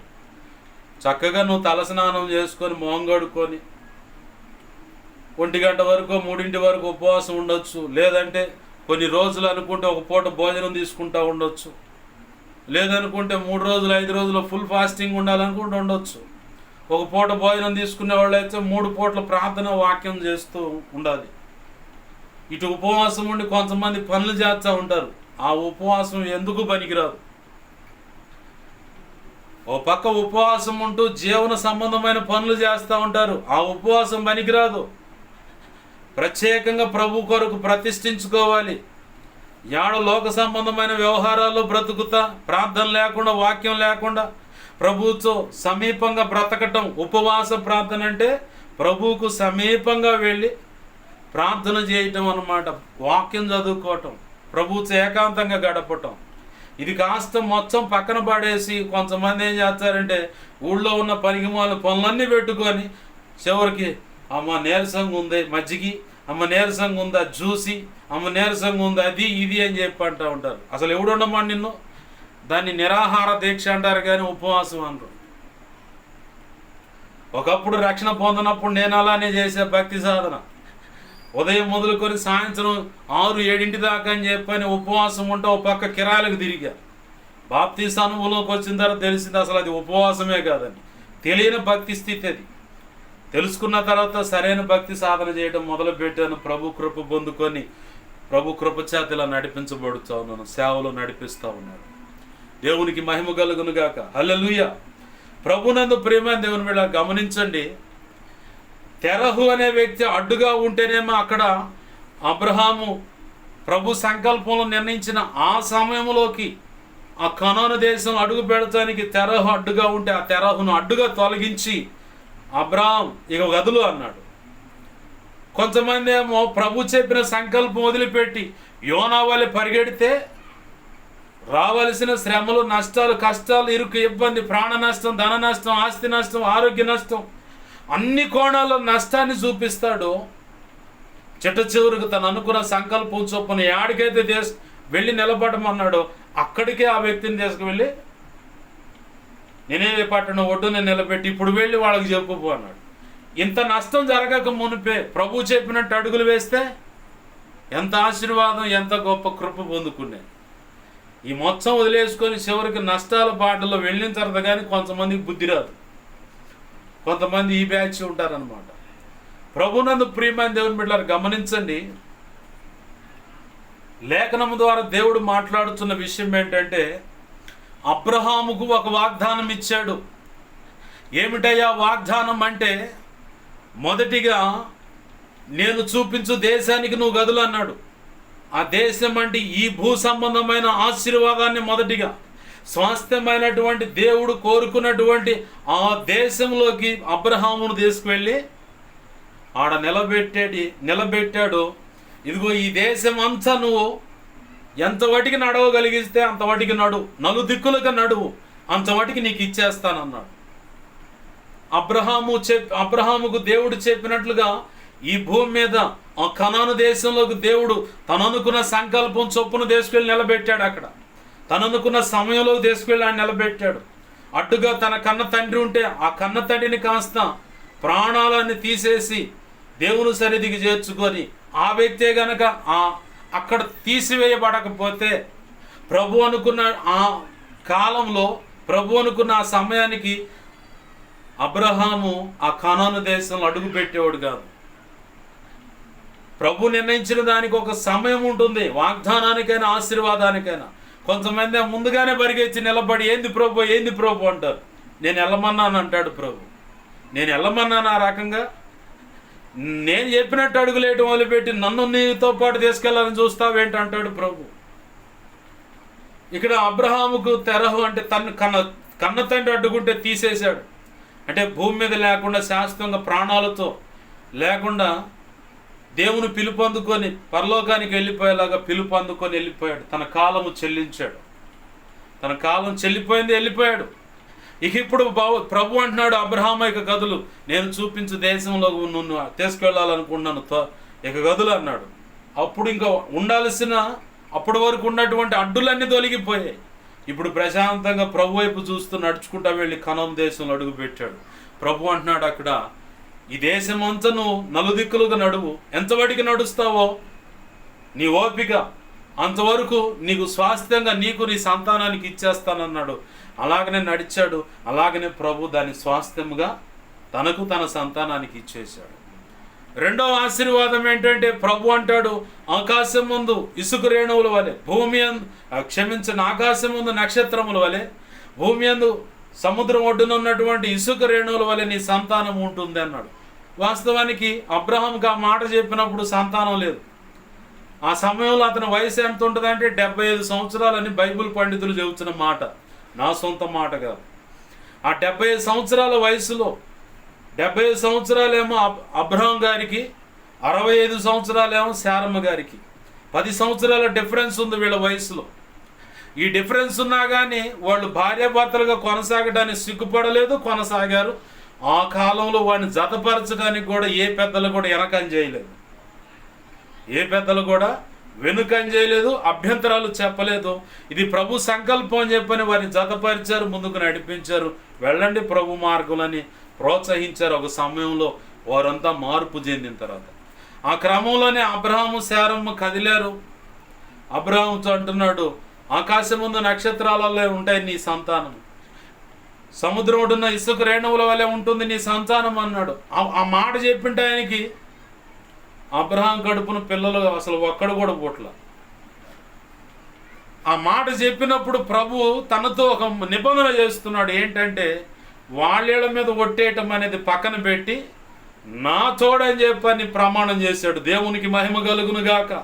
హల్లెలూయా. తనకంటే ఇంకో గొప్పవారు ఆయనకు కనపడక ఈ అబ్రహాముకు ఈ రకంగానే ప్రమాణం చేస్తే నమ్ముతాడు గనక ప్రభు చేసిన పని ఏంటంటే ఆయన మీదే అంటే ఒట్టు పెట్టుకొని, నా మీదే ఒట్టయ్యా, నా మీదే ఆ ఒట్టు పెట్టుకొని చెబుతున్నా, నిన్ను నిశ్చయముగా ఆశీర్వదించి ఏమంటున్నాడు, నిశ్చయముగా నేను నిన్ను ఆశీర్వదింతును, నిశ్చయముగా నిన్ను విస్తరింపజేతును. భౌతిక సంబంధమైన భూ సంబంధమైన రీతిగా ప్రభు చెప్పినట్టుగా తను ఆశీర్వదింపబడ్డాడు. దాసదాసి జనం, పనివాళ్ళు, పశు సంపద, బంగారం, వెండి, వైడూర్యాలు, వజ్రాలు, ఇక రకరకాల రత్నరాశులు, వీటన్నిటిని బట్టి ఆ ప్రాంతంలో ఉన్న ప్రజలు అంటారు అబ్రహామును చూసి, నీవు మా మధ్య మహారాజులాగా ఉన్నావయ్యా అన్నారు. అంటే భౌతికంగా అతన్ని ఆశీర్వదించాడు, ఆత్మ సంబంధం కూడా ఆశీర్వదించాడు. భౌతికంగాను విస్తరింపజేశాడు, ఆత్మ సంబంధం కూడా విస్తరింపజేశాడు. అది కళ్ళకు కట్టొచ్చినట్టు కనపడుతుంది. అయితే ఇదంతా జరగటానికి ముందుగా ప్రభు చెప్పిన మాట, ప్రభు ఇచ్చిన వాగ్దానం ఏంటంటే దేవుని తోడే అని చెప్పని ఒట్టు పెట్టుకొని అప్పుడు అబ్రహాముతో నిబంధన చేసుకున్నాడు. అబ్రహాముకు ఈ నిబంధన చేసుకున్నప్పుడు బిడ్డలు ఎవరు లేరు. 24 సంవత్సరాలు నిరీక్షణ, ఓర్పు, పట్టుదల కలిగి ప్రభు పాదాలు పట్టుకొని ప్రార్థించగా ప్రభు అనాది సంకల్పంలో ఈ భూమి అంతమయ్యే సమయం వరకు అబ్రహాము గర్భవాసాన వచ్చేటువంటి ఇస్సాకు, ఆ తర్వాత యాకోబు, ఏశావులు, యాకోబును ప్రభు ఎంచుకున్నాడు కాబట్టి యాకోబు గర్భవాసాన వచ్చే ఆ 12 గోత్రికులు, ఆ 12 గోత్రి యొక్క గర్భవాసాన వచ్చేటువంటి ఈ భూమి మీద ఉన్నటువంటి ప్రజలు ఎప్పటి వరకు, ఈ భూమి అంతమయ్యే సమయం వరకు ఏ సంతానం అయితే ఉంటుందో ఆ సంతానం అంతా ఎట్టి విశ్వాసము కలిగి, ఎట్టి ప్రార్థన కలిగి, ఎటువంటి భక్తి కలిగి, ఎటువంటి ప్రభు యందు వినయ భయభక్తులు కలిగి, ఎటువంటి నిరీక్షణ కలిగి, ఇంకను ప్రభు చిత్తంలో దేవునితో నడిచేటువంటి సంపూర్ణమైన సమస్త కొలతలు, మొట్టమొదటిగా ఆ సమస్త కొలతలు అబ్రహాము శారములో వచ్చేలాగా 24 సంవత్సరాలు ప్రభు వారికి ఇచ్చిన వాగ్దానం విషయంలో అట్లా ఆపాడు. ఎందుకంటే వారి గర్భవాసాన వచ్చే ఆ ఒక్కడి నుంచి వచ్చే ఈ భూమి అంతమయ్యే సమయం వరకు ఉన్నటువంటి సంతానము యావత్తు అబ్రహాములో శారములో ఉన్నటువంటి దేవునికి ఇష్టమైన శ్రేష్టమైన లక్షణాలు కలిగిన శ్రేష్టమైన లక్షణాలు వీరిలోకి రావాలంటే వారు 24 సంవత్సరాలు నిరీక్షించారు. 24 సంవత్సరాలు వారిని ఓపికతో ప్రభు అట్లా పట్టుకుంటూ వచ్చాడు. కురింగిన ప్రతిసారి, డీలా పడిపోయిన ప్రతిసారి ఏం లాభం, ఏం ఉపయోగం, ఇంత సంపాదన ఉన్నా కానీ నా ఇంట్లో పనిచేసే ఆ పెద్ద పనివాడే కదా వారసుడు అంటాడు ఒక చోట. ఆదికాండం 15వ అధ్యాయంలో ఇక అసలు పూర్తిగా డేలా పడిపోతాడు. దేవుడు వచ్చి అంటాడు, అబ్రహామా భయపడమాక, నేను నీకు కేడమును డాలును, నీ బహుమతి అత్యధిక మగును అంటాడు అక్కడ. ఇదిగో అప్పుడు మళ్ళీ ఇంకొక మాట అందిస్తాడు, నీ సంతానం ఇలా ఉండబోతుందయ్యా, తరతరాలు ఇలాగ నేను నిబంధన చేస్తున్నానని చెప్పని మళ్ళీ తను ఉత్సాహం పొందుకొని ఇంకను ప్రభుతో కసిగా ప్రభు పాదాలు పట్టుకొని ఆయనలో కొనసాగటానికి ఆ శారమ్మకు ఆ అబ్రాహాము గారికి కావలసిన మాటలు అందించి మళ్ళీ బలపరుస్తున్నాడు. కురింగిన ప్రతిసారి ప్రభు వస్తున్నాడు, బలపరుస్తున్నాడు, శ్రేష్టమైన సంగతులు అందిస్తున్నాడు. అబ్రహాము కదులు కదులు అంటున్నాడు. కారణము గమనించండి, భార్యాభర్తలు దాంపత్య జీవితంలో ప్రారంభించినప్పుడు పెండ్లైన తొలినాళ్ళలో వాళ్ళ మనసులు ఒకరికొకరు పొసగక కొన్ని ఇరుకు ఇబ్బందుల ద్వారా గొడవలై ఆ తర్వాత చివరికి ఆమె మెంటాలిటీ ఇతని మెంటాలిటీ ఒకరు పట్టుకొని, అంటే ఇక గ్రిప్ వస్తుంది అన్నమాట. తన యొక్క మెంటాలిటీ అంటే భార్య యొక్క మెంటాలిటీ ఏంటో దాని విషయంలో గ్రిప్ వస్తుంది భర్తకి. భర్త యొక్క మెంటాలిటీ ఏంటో భార్యకు 1 సంవత్సరం 2 సంవత్సరాలు గడిస్తే కానీ దాని మీద గ్రిప్ వస్తుంది. ఇద్దరికి అంతే వస్తుంది. ఆ గ్రిప్ వచ్చిన తర్వాత ఇక అప్పుడు ఒకరినొకరు అర్థం చేసుకుని ఒకరికొకరు లోబడి, ఈయనకి ఈ విషయంలో నేను ఎదురు తిరిగితే పెట్మని పడతాయి కాబట్టి ఇక్కడ నేను సైలెంట్ అవ్వాలి. ఈ అమ్మాయికి ఈ విషయంలో నేను కొంచెం కోపగించుకుంటే అలిగి పోనకూడదు, నేను పస్తులు పోనుకోవాలి. అన్ని విషయాల్లో, అటు తిండి విషయంలో అయినా దాంపత్య జీవితంలో అయినా అలిగి పోనుకోవాలి. ఇయే వాళ్ళకి ఆయుధాలు కాబట్టి ఈ విషయంలో నేను సైలెంట్ అవ్వాలని భార్య విషయంలో భర్త, భర్త విషయంలో భార్య అలా సైలెంట్గా ఒకరికొకరు లోబడి ఒకరినొకరు ఓర్చుకుంటూ ప్రేమించుకుంటూ ప్రభు కృప ద్వారా సాగిపోతుంటారు. అయితే వీరి దాంపత్య జీవిత మొట్టమొదటి యొక్క ఫలము అంటే మొట్టమొదటిగా వీరి గర్భవాసన పుట్టేటువంటి ఆ బిడ్డల యొక్క తెలివితేటలు గమనించండి, వారికి ఉన్న అనుభవాలు గమనించండి. ఇంటిలో పెద్దవాళ్ళు కానీ మగపిల్లలైనా ఆడపిల్లలైనా ఇంట్లో పెద్దవాళ్ళకి ఎంచబడిన వారికి ఏది తెలివి తక్కువడు ఇంత బలహీనుడు అంటారు. ఇక అసలు ఏది అర్థం కాదు, ఎంత చెప్పినా చెప్పి దీనికైనా వాడికైనా మొత్తుకొని కానీ అప్పుడు ఎప్పుడుగో అర్థమైద్దయ్యా. ఏ సమయానికి అన్నానో ఏమో అర్థం కావట్లేదు అంటారు తల్లిదండ్రులు. అంటే కడుపును పుట్టిన మొట్టమొదటి సంతానం విషయంలో. రెండవ సంతానం విషయంలోకి వచ్చేసరికి వీళ్ళకి కొన్ని అంటే 2, 3, 4 సంవత్సరాల యొక్క అనుభవ సారం ఉంటుంది వీళ్ళలో. ఆ అనుభవ జ్ఞానాన్ని బట్టి కొన్ని విషయాల్లో ఆ తర్వాత పుట్టినటువంటి సంతానము 2 సంఖ్య కావచ్చు, 3 కావచ్చు, 4 కావచ్చు, ఇక ఎక్సెట్రా. ఇక ఎంతమంది అయినా చిట్ట చివరిగా ఎవరినైతే కంటారో ఆ చిట్ట చివరిగా ఉండేవాడి తెలివితేటలు సామాన్యంగా ఉండవు. అంటే ఎన్నో సంవత్సరాల యొక్క అనుభవము, ఒకరినొకరు అర్థం చేసుకోవటము, అలాగనే భక్తి సాధనలో ప్రభు ఇచ్చిన జ్ఞానాన్ని బట్టి అప్పుడు తెలివితేటలు ఇద్దరికి ఇంప్రూవ్ అవుతాయి, భార్యకి భర్తకి. ఆ తెలివితేటలు మొత్తం అనుభవాల రంగరింపు మొత్తం ఈ చెట్ట చివరి పుట్టినోడికి వస్తాయి, ఆడపిల్లకైనా మగపిల్లగాడికైనా. ఎందుకు ఈ మాట చదువుతున్నానంటే 24 సంవత్సరాల నిరీక్షణతో ప్రార్థన ద్వారా కనిపెట్టి అనేకమైన అనుభవాల రంగరింపు అంతా ప్రభు కోరుకున్నటువంటి ఆ సమృద్ధి అయిన అనుభవాలన్నీ ఇప్పుడు 24 సంవత్సరాల తర్వాత శారమ్మలోకి అబ్రహాం గారిలోకి వచ్చాయి. అప్పుడు అంటాడు వచ్చి ప్రభు, మీదటికి ఈ సంవత్సరానికి నీ కౌగిట్లో పెట్టుంటాడు, పో ఊరుకోయ్యా, నాకేమో మీదటికి వచ్చే సంవత్సరానికి 100 వస్తాయి, మరి ఆ అమ్మాయికి ఏమో శారమ్మకి 90 వచ్చాయి. ఈ సమయంలో అసలుగా ఆ అమ్మాయి శరీరం అంతా ఉడికిపోయింది, మృత తుల్యమైపోయి ఉండగా నేను ఎలా గర్భం దాలుస్తాను? అసలు సాధ్యమేనా?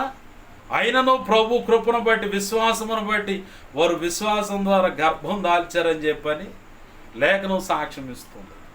ప్రభు చెప్పాడు కాబట్టి ఖచ్చితంగా ఇది జరుగుద్దని చెప్పని మీదటికి వచ్చే సంవత్సరం అంటే ఈ కాలము కల్లా వచ్చే సంవత్సరం ఈ కాలం కల్లా నీ కౌగిట్లో ఒక బిడ్డ ఉంటాడు పొదా అని చెప్పి అంటాడు.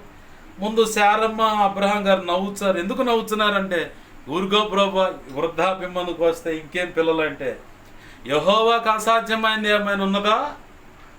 అబ్రహాం, యెహోవాకు అసాధ్యమైంది ఏమైనా ఉందంటే లేదు ప్రభు. మరి ఎందుకు నవ్వుతున్నారు? మీరు నవ్వారు కాబట్టి ఆ కడుపును పుట్టేవాడి పేరు కూడా నవ్వే పో అండు. ఆ కడుపును పుట్టేవాడి పేరు కూడా నవ్వే, ఇస్సాకే అని చెప్పని అన్నాడు. అలాగనే ఇస్సాక్ అనే పేరుకి అర్థం నవ్వు అని. శారమ్మ బిడ్డను కన్నా తర్వాత వృద్ధాప్యం ముందు శారమ్మ పిల్లగాడికి అంది, అందరూ నన్ను నవ్వుతారు కదా అని చెప్పని ఆమె దేవుని ప్రవచన వాక్కులు గాడ మాట్లాడుతుండవు. ప్రభునందు ప్రేమ దేవుని బిడ్డ గమనించండి.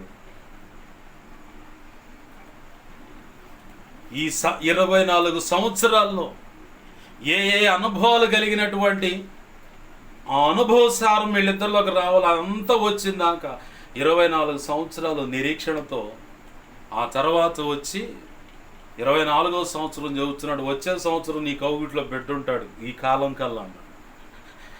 అలాగనే బిడ్డ వచ్చాడు. అంటే 100 సంవత్సరాలకి 90 సంవత్సరాలు శారమ్మ, 100 సంవత్సరాలు అబ్రాం గారు తండ్రి అయ్యారు. తల్లి తండ్రి కడుపును పుట్టిన బిడ్డ ఉంటేనే కదా తండ్రి అనేది, తల్లి అనేది. లేకపోతే అంత పక్కన వాళ్ళు తీసుకొచ్చుకుంటే ఉపయోగం ఏముంది? దత్తత తీసుకున్నారన్న తల్లి కాదు, తండ్రి కాలేడు. పేగు బంధం వేరు, పెంచుకున్న బంధం వేరు. ఎంత తెంచుకున్న పేగు బంధం దిగదు, పెంచుకున్న బంధం ఏం దిగిపోద్ది.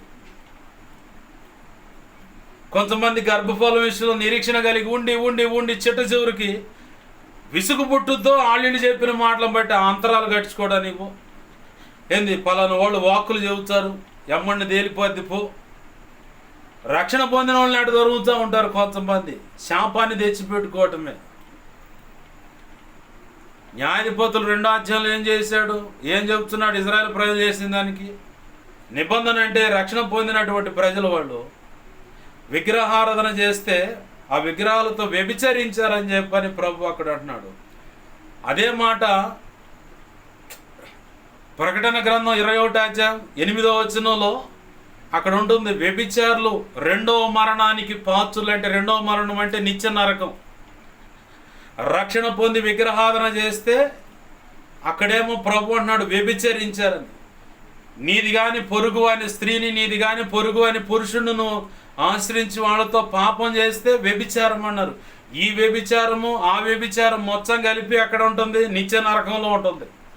ఇదే కాకుండా ఆ విగ్రహారాధన రక్షణ పొంది చేసినందుకు దేవుడే వాళ్ళకు శత్రువు అయిపోయి భయంకరమైన శ్రమలు పెట్టాడని న్యాయాధిపతుల్లో 2వ అధ్యాయంలో గతంలో చదువుకున్నాం. తూకిగా మీ ముందు పెడుతున్నాను. కొంతమంది ఇటు జరుగుతారు, చేతులారు వాళ్ళ జీవితాలు నాశనం చేయటానికి. నీకు లేదా అనుభవం, నువ్వు చెప్పాలి ఒకటే, ప్రభు కృపణిస్తాడులే అమ్మ, ఖచ్చితంగా ప్రభు కృపణిస్తాడులే, సహాయం చేస్తాడని చెప్తే అయిపోయా. నీది పోయిందే ఉంది. ఉచిత సలహా అయితే తీసుకుపోయి నిత్య నరకంలో పడేస్తుంటే వాళ్ళని కొంతమంది ఆడ సలహాలు ఇస్తారు. అన్న సుదీర్ఘంగా ప్రభు పాదసన్నిధిలో మొరపెట్టింది గర్భఫలం విషయంలో. ప్రవక్తను తీసుకుందామె ప్రభు దగ్గర నుంచి. సమూయేలు అనే ప్రవక్తను దేవుడిచ్చాడు. మానోహ దంపతులు సుదీర్ఘంగా ప్రార్థించారు. ఫిలిస్తీన్ల చెర నుంచి ఇజ్రాయేల్ ప్రజలను విడిపించడానికి సంసోన్ అనే ఒక రక్షకుడిని ప్రభు వాళ్ళ గర్భవాసన దేవుని కొరకే ఇచ్చాడు. దేవుని పని కొరకే ఎంచుకొని ఇచ్చాడు భూమి మీదకి.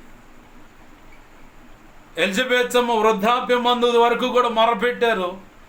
యేసయ్యకే బాప్తిసం ఇచ్చేటువంటి బాప్తిసం ఇచ్చి యోహాను ప్రభు కొరకు, ప్రభు మార్గం సరళపరచడానికి, యేసయ్యకే బాప్తిసం ఇవ్వటానికి ఆయనకు అన్నట్టు ఉంది. అక్కడ ఎంత ఆశీర్వాదమో చూడండి. ఒకరినొకడు చూసుకొని బాప్తిసం ఇచ్చి యోహాను అనుకుంటాడు మనసులో, నీ చేత నేను బాప్తిసం పొందాల్సినోడి కదా అనుకుంటుంటే ప్రభు అంటాడు మనసులోనే, నీతి యావత్తు నిమిత్తం ఇలాగ జరుగుట ప్రభు చిత్తమైనది కాబట్టి ఇది మనం చేద్దాం పదా అని చెప్పని ఇరువురి హృదయాల్లో అనుకున్న మాటను అక్కడ రాస్తాడు. పెదవులతో పలికినట్టు ఉండదు. అక్కడ ఒకరినొకరు చూసుకుంటే ఆ మాటలు మనసులో అనుకుంటే పరిశుద్ధాత్మ దేవుడు దాన్ని లిఖితపూర్వకంగా మనకు సాక్ష్యముగా ఇచ్చాడు. బాప్తిసం ఇచ్చే యోహాను యేసయ్యకు బాప్తిసం ఇవ్వడానికి పుట్టినట్టు ఉంటుంది. అక్కడ ఇలా చరిత్ర చూసుకుంటే ఆలస్యంగా పుట్టిన బిడ్డల వల్ల ఆశీర్వాదకరమైన శ్రేష్టమైనటువంటి దీవెనలు కనబడుతున్నాయి చరిత్రలో. అనేక మంది జీవితాల్లో కూడా, చాలామంది జీవితాల్లో ఆలస్యంగా పుట్టిన బిడ్డల వల్ల ఆశీర్వాదం పొందుకున్నారు. అబ్రహాము కూడా 24 సంవత్సరాల అనేకమైన అనుభవాల సారం ఆ ఇద్దరిలోకి వచ్చిన తర్వాత అప్పుడు ప్రభు వచ్చి అంటున్నాడు గర్భఫలం ఇస్తున్నారని. ఆ గర్భఫల వాసమున ఆ గర్భవాసాన పుట్టిన గర్భఫలము ఇస్సాకు, ఇస్సాకు ద్వారా వచ్చినటువంటి యాకోబు, యాకోబు ద్వారా వచ్చినటువంటి 12 మంది గోత్రికులు. ఆ 12 మంది గోత్రికుల్లో యోధా గోత్రాన్ని ప్రభు ఎంచుకున్నాడు. చిట్ట చివరికి యేసు ప్రభు వారి ఆ గోత్రంలో వచ్చాడు. ఆ గోత్రంలో వచ్చిన ఆయన రక్తంలో కడగబడితే ఇవాళ విశ్వాసులకు తండ్రి అబ్రహాము, ఎందరైతే క్రీస్తు రక్తంలో కడగబడి విశ్వాసులము మేము అంటున్నారో, యేసయ్యను నమ్మిన వారం అంటున్నారో, వాళ్ళందరూ కూడా అబ్రహాము సంతానం కిందకి వస్తారు. ఎందుకంటే మత్తయి సువార్త 1వ అధ్యాయం 1వ వచనంలో యేసుక్రీస్తు వంశావళి ఏదనగా అబ్రహాము కుమారుడగు, అబ్రహాము కుమారుడగు అంటున్నాడు. యేసయ్యని కూడా తీసుకొచ్చాడు, ఆయన సంతానంలోనే కలిపేశాడు. ఈ భూమి అంతమయ్యే సమయం వరకు ఉండే ప్రతి సంతానము, క్రీస్తు రక్తంలో కడగబడుతున్న ప్రతి ఒక్కరు కూడా అబ్రహాము సంతానమే. దేవుని యందు వినయ భయభక్తులు ఎలా కలిగి ఉండాలో, అబ్రహాము 24 సంవత్సరాలు, శారమ్మ అబ్రహాము 24 సంవత్సరాలు దేవునితో నడిచిన, దేవుడు అనుమతించినటువంటి అనుభవాల సారమంతా ఏ వ్యక్తిని తరచి పరీక్షించి చూసినా, క్రీస్తు రక్తంలో కడగబడి భక్తి సాధన చేస్తున్న వారిని పరీక్షించి గమనించినా, క్రీస్తు రక్తాన్ని ఆశ్రయించకుండా ఈ లోక సంబంధమైన వాళ్ళ పితర పారంపర్యాచారం చొప్పున వచ్చినటువంటి భక్తి సాధన చేస్తున్న వారిని గమనించిన, దేవుని యందు వినయ భయ భక్తులు కలిగి వారు భక్తి సాధన చేయడం మనకు కనపడుతుంది. అబ్రహాములో ఉన్నట్టు ఆ శౌర్యం కనపడుతుంది, అబ్రహాములో ఉన్నటువంటి ఆ క్షమాగుణం కనపడుతుంది, అబ్రహాములో ఉన్నటువంటి ఆతిథ్యం ఇచ్చే గుణం కనపడుతుంది, అబ్రహాములో ఉన్నటువంటి దశమ భాగం కానుకలు ఇచ్చే గుణం అక్కడ కనపడుతుంటుంది. ఇంకా అబ్రహాములో పని వాళ్ళను పెట్టుకొని పరిపాలన చేసే గుణం కనపడుతుంటుంది. అబ్రహాము ఎవరిది కూడా ఉచితంగా తీసుకోకుండా వెల ఇచ్చి కొనే సందర్భం కనపడుతుంటుంది. అనుభవాలు కనపడుతాయి ఈ ప్రజలలో. ఏ కోణం చూసినా ఆనాడు అబ్రహాంలో నుంచి బయటకు వచ్చిన, శారమ్మ అబ్రహాంలో నుంచి వచ్చిన ఆ అనుభవాల సారం. ఒకవేళ మీ జీవితాల్లో ఎవరైనా గర్భఫలం లేదని వేదన పడుతుంటూ, ఆలస్యం అవుతుందని చెప్పని వేదన పడుతున్నట్లయితే చాలా సంతోషించు, దేవునికి మహిమ కలుగును గాక. హల్లెలూయా, హల్లెలూయా, హల్లెలూయా. ఎందుకు సంతోషించమంటున్నానో తెలుసా? అనేకమైన అనుభవాల సారం అనేది మీ ఇద్దరిలోకి వచ్చినప్పుడు, ఆ అనుభవాల సారము ద్వారా ప్రభు సంకల్పించిన సమయంలో అనుమతించినప్పుడు గర్భం దాలుస్తావు చూడు, ఈ అనుభవాలన్నీ ఆ వ్యక్తిలోకి వస్తాయి. ఆ వ్యక్తి ద్వారా స్త్రీ కావచ్చు, పురుషుడు కావచ్చు, వారిలో నుంచి ప్రభు నిర్ణయించిన ఈ భూమి అంతమయ్యే సమయం వరకు ఉండే సంతానం అంతట్లో ఆ లక్షణాలు కనపడతాయి, ఆ లక్షణాలు కనపడతాయి. ప్రభువుకు బృహత్తరమైన సంకల్పం ఉంటుంది. భక్తి సాధనలైన, బ్రతుకులైన, కుటుంబ వ్యవస్థలైన, దాంపత్య జీవితాలైన, సేవా పరిచయలైన, సేవలైన, ఇంకా ఎక్సెట్రా ఎక్సెట్రా. ఆ సంకల్పానికి అనుగుణంగానే ఆయన నడిపించుకుంటూ అనేక అనుభవాల సారం నీలోకి వచ్చేలాగా తీసుకొని వెళ్తూ ఉంటాడు, నడిపిస్తూ ఉంటాడు. అనుభవాల సారం నీలో దాన్ని నింపుతూ ఉంటాడు. ఓ సమయం రాగానే ఆయన అనుకున్న సమయంలో గర్భాన్ని తెరుస్తాడు, గర్భఫలం ఇస్తాడు. ఈ అనుభవ సారమంతా మీ ఇద్దరిలో ఉన్న ఆ అనుభవ సారమంతా ఆ వ్యక్తిలో పెడతాడు. ఆ వ్యక్తి ద్వారా ఈ భూమి అంతమయ్యే సమయం వరకు శ్రేష్టమైన ఆశీర్వాదం పొందుకోగలుగుతాం. అర్థమైన మాటలు. ప్రభు పాదాలు పట్టుకుందాం, ప్రభుని అడుగుదాం. ప్రభు అంటున్నాడు, ఆళ్ళ తోడని చెప్పడానికి ఆయనకి నచ్చలా. ఇంకే ఆయనకంటే గొప్ప వాళ్ళు ఎవరు కనపడలా. పైన ఆకాశం ముందు కానీ, పరలోకం ముందు కానీ, భూమి మీద కానీ. అందుకే అబ్రహాము ఎటువంటి ప్రమాణం చేస్తే నమ్ముతాడో ఆ ప్రమాణం అబ్రహాం విషయంలో దేవుడు తన తోడని, దేవుని తోడని ప్రమాణం చేస్తే అబ్రహాము నమ్మి అడుగులు వేస్తే ఇంత గొప్ప ఆశీర్వాదం చూసాం. నీ జీవితంలో, మన జీవితాల్లో ఎవరైనా నా ఈ మాటలు వింటున్న ప్రతి ఒక్కరి జీవితాలు, అది సేవ అయిన, కుటుంబమైన, ఉద్యోగమైన, చదువైన, వ్యాపారమైన, రియల్ ఎస్టేట్ కావచ్చు, గర్భఫల విషయంలో అయినా, పెళ్లి విషయంలో అయినా, ఏ విషయంలో సరే, ఏ విషయంలో అయినా సరే, నీవు నమ్మే రీతిగా నీ బ్రతుకులో ఆ పరిస్థితిలో ఒక సూచక్రియన చేస్తాడు. ఒక ప్రత్యేకమైన ఒక ఎటువంటి పని జరిగితే, ఎటువంటిది నీ విషయంలో ఆయన ప్రమాణం చేస్తే నువ్వు నమ్ముతావో అలాంటి కార్యాలు జరిగించి నీలో ఇంకా విశ్వాసాన్ని పెంపొందించి ఆయన పాదాలు ఇంకా గట్టిగా పట్టుకొని ఆయనలో నడిచేలాగా ప్రభు కృపనిచ్చి నడిపించుకొని తీసుకెళ్ళి ఆయన అనుకున్న ఆశీర్వాదాన్ని నీకు అప్పచెబుతాడు, శాశ్వతంగా ఇచ్చేస్తాడు. అటు కృప నీకు నాకు మనందరికీ ప్రభు మహా ఉచిత కృప ద్వారా అనుగ్రహించబడును గాక. ఆమేన్. రండి ప్రార్థన చేసుకుందాం. ప్రభు పాదాలు పట్టుకొని ప్రభువుని అడుగుదాం. ప్రభువా, ఆళ్ళ మీద ప్రమాణం చేస్తే అబ్రహాము నమ్మడని, ఎవరి మీద ప్రమాణం చేస్తే, ఏ రీతిగా ప్రమాణం చేస్తే అబ్రహాము నమ్ముతాడు సమస్తం ఎరిగిన దేవుడు అయి ఉండి, నీ తోడనే ప్రమాణం చేసి అబ్రహాముతో మాట్లాడుతున్న వాగ్దానం చేశావు. నిత్యముగా నిన్ను ఆశీర్వదింతును, నిత్యముగా నిన్ను విస్తరింపజేయుదునని వాగ్దానం ఇచ్చి, అలాగనే అబ్రహాము జీవితంలో ఆ శ్రేష్టమైన ఆశీర్వాదం అనుభవించేలాగా, ఆయన నిన్ను విశ్వసించి అడుగులు వేసి బ్రతికిన దాన్ని బట్టి ఆ కోణంలోని విశ్వాసులకు తండ్రిగా ఆయన పిలుచుకుంటూ మా అందరికి కూడా ఒక మాదిరి పురుషుడిగా ఆయన ఉంచావు ప్రభువా. ఈరోజు మీరు లేఖనము ద్వారా, వాక్యోపదేశం ద్వారా మాతో మీరు మాట్లాడుతున్నారు. అందుని బట్టి నీకు కృతజ్ఞతాస్తుతి. వెలువడ చేయబడ్డ ప్రతి మాటను బట్టి నీకు స్తోత్రాలు ప్రభువా.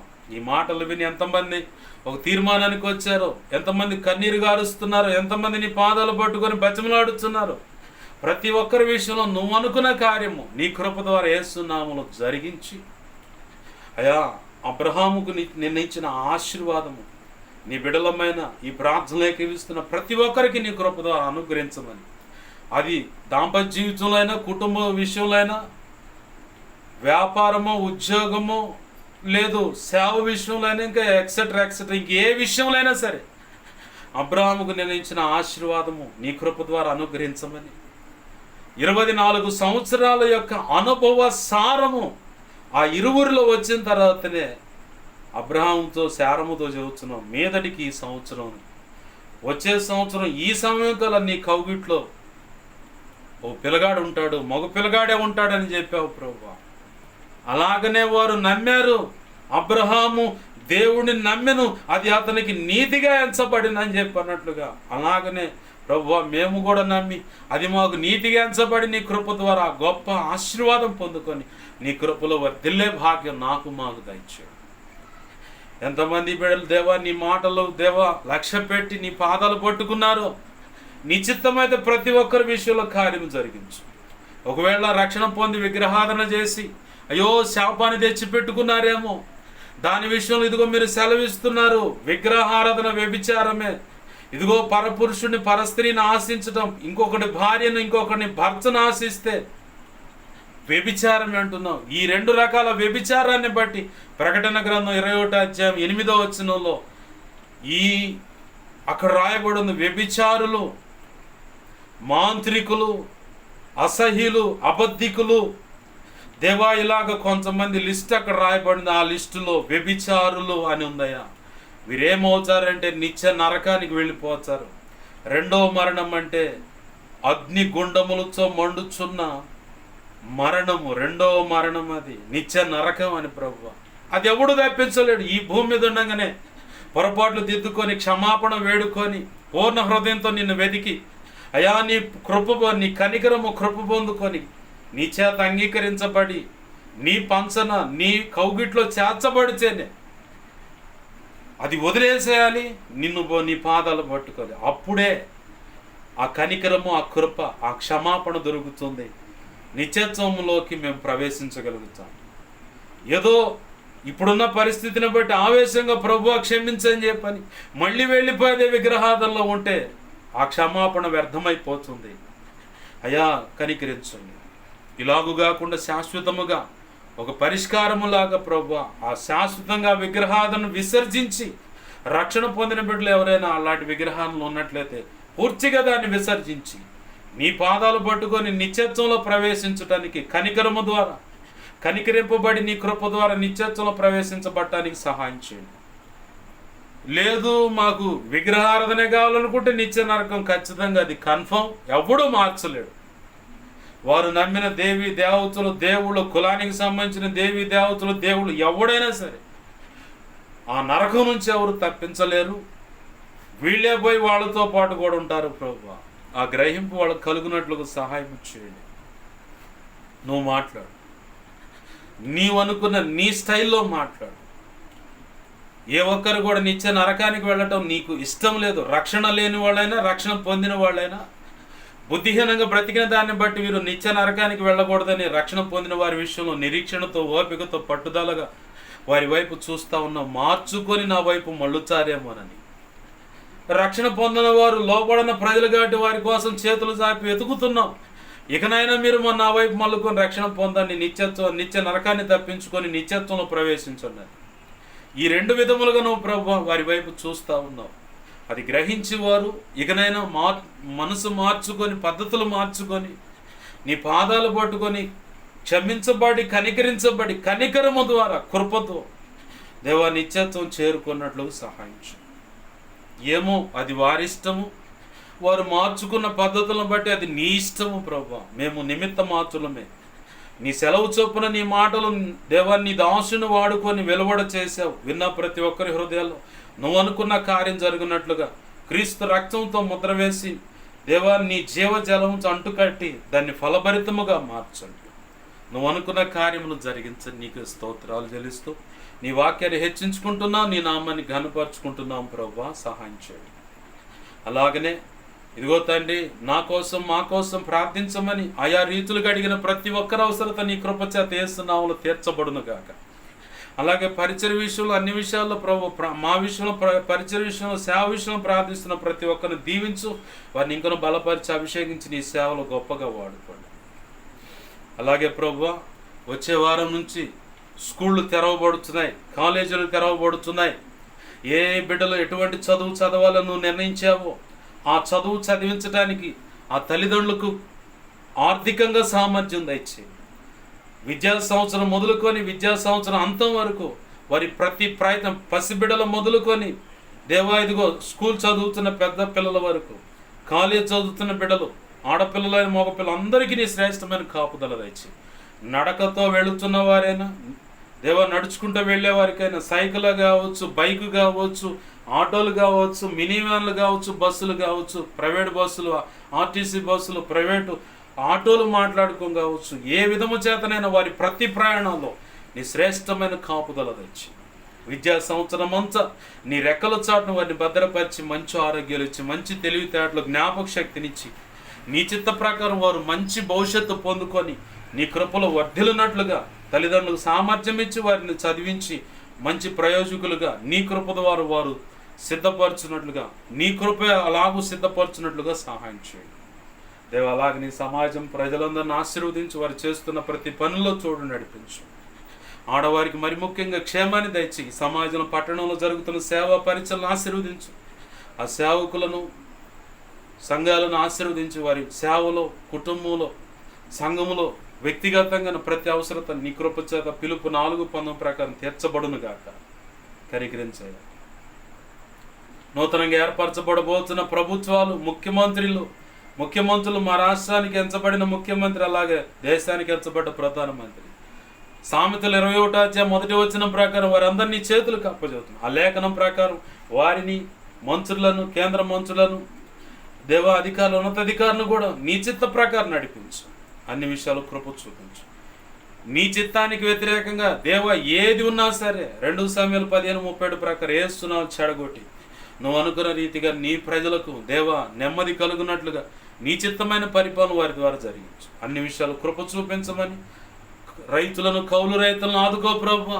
భూమిని సేద్యపరచాలని చెప్పి నాగలి దేవా భుజం బట్టి దేవా అరకగడుతున్న రైతులను, కౌలు రైతులను జ్ఞాపకం చేసుకో. సకాలంలో నిశ్చిత ప్రకారము దేవా వర్షాలు కురిసి రైతు భూమిని సేద్యపరిస్తేనే ప్రభు, ఇదిగో తండ్రి, రైతు భూమిని దున్నితేనే దేవా వరైనా సరే ఏ పంట అయినా భూమిలో నాటితేనే ఆ దిగుబడి వస్తేనే ప్రభు మాకు రేట్లు తగ్గుతాయి. అనుకూలంగా ప్రభు ప్రతి ఒక్కరికి ఆ తిండి గింజలు అందుబాటులోకి వస్తాయి. ఈరోజు రైతు వ్యవసాయం చేయాలంటే భయపడుతున్నాడు. ప్రతి సంవత్సరం లక్షల రూపాయలు పెట్టుబడులు పెడుతున్నారు ప్రభు. కానీ పంట చేతికి వచ్చేసరికి తీవ్రమైన నష్టము, అప్పుల బాట. ఈ పంట సేద్యం చేయడం కంటే కూలి పనికి పోవడం మేలని కూలి పనులకు వస్తున్నారు. అయ్యో కనికరించండి. రైతు నాగలు పట్టకపోతే దేవా ఇదిగో తండ్రి దున్ని గింజ నాటకపోతే సామాన్యుడు బ్రతకడం కష్టం. రేట్లు బీభత్సంగా పెరిగిపోతాయి ప్రభు. ప్రభుత్వానికి సంబంధం లేదయ్యా ఇది. రైతు సేద్యం చేస్తేనే, రైతు పండిస్తేనే ఆ దిగుబడి వస్తుంది, రేట్లు తగ్గుతాయి. పంట లేకపోతే భయంకరమైన రేట్లు పెరిగిపోతాయి.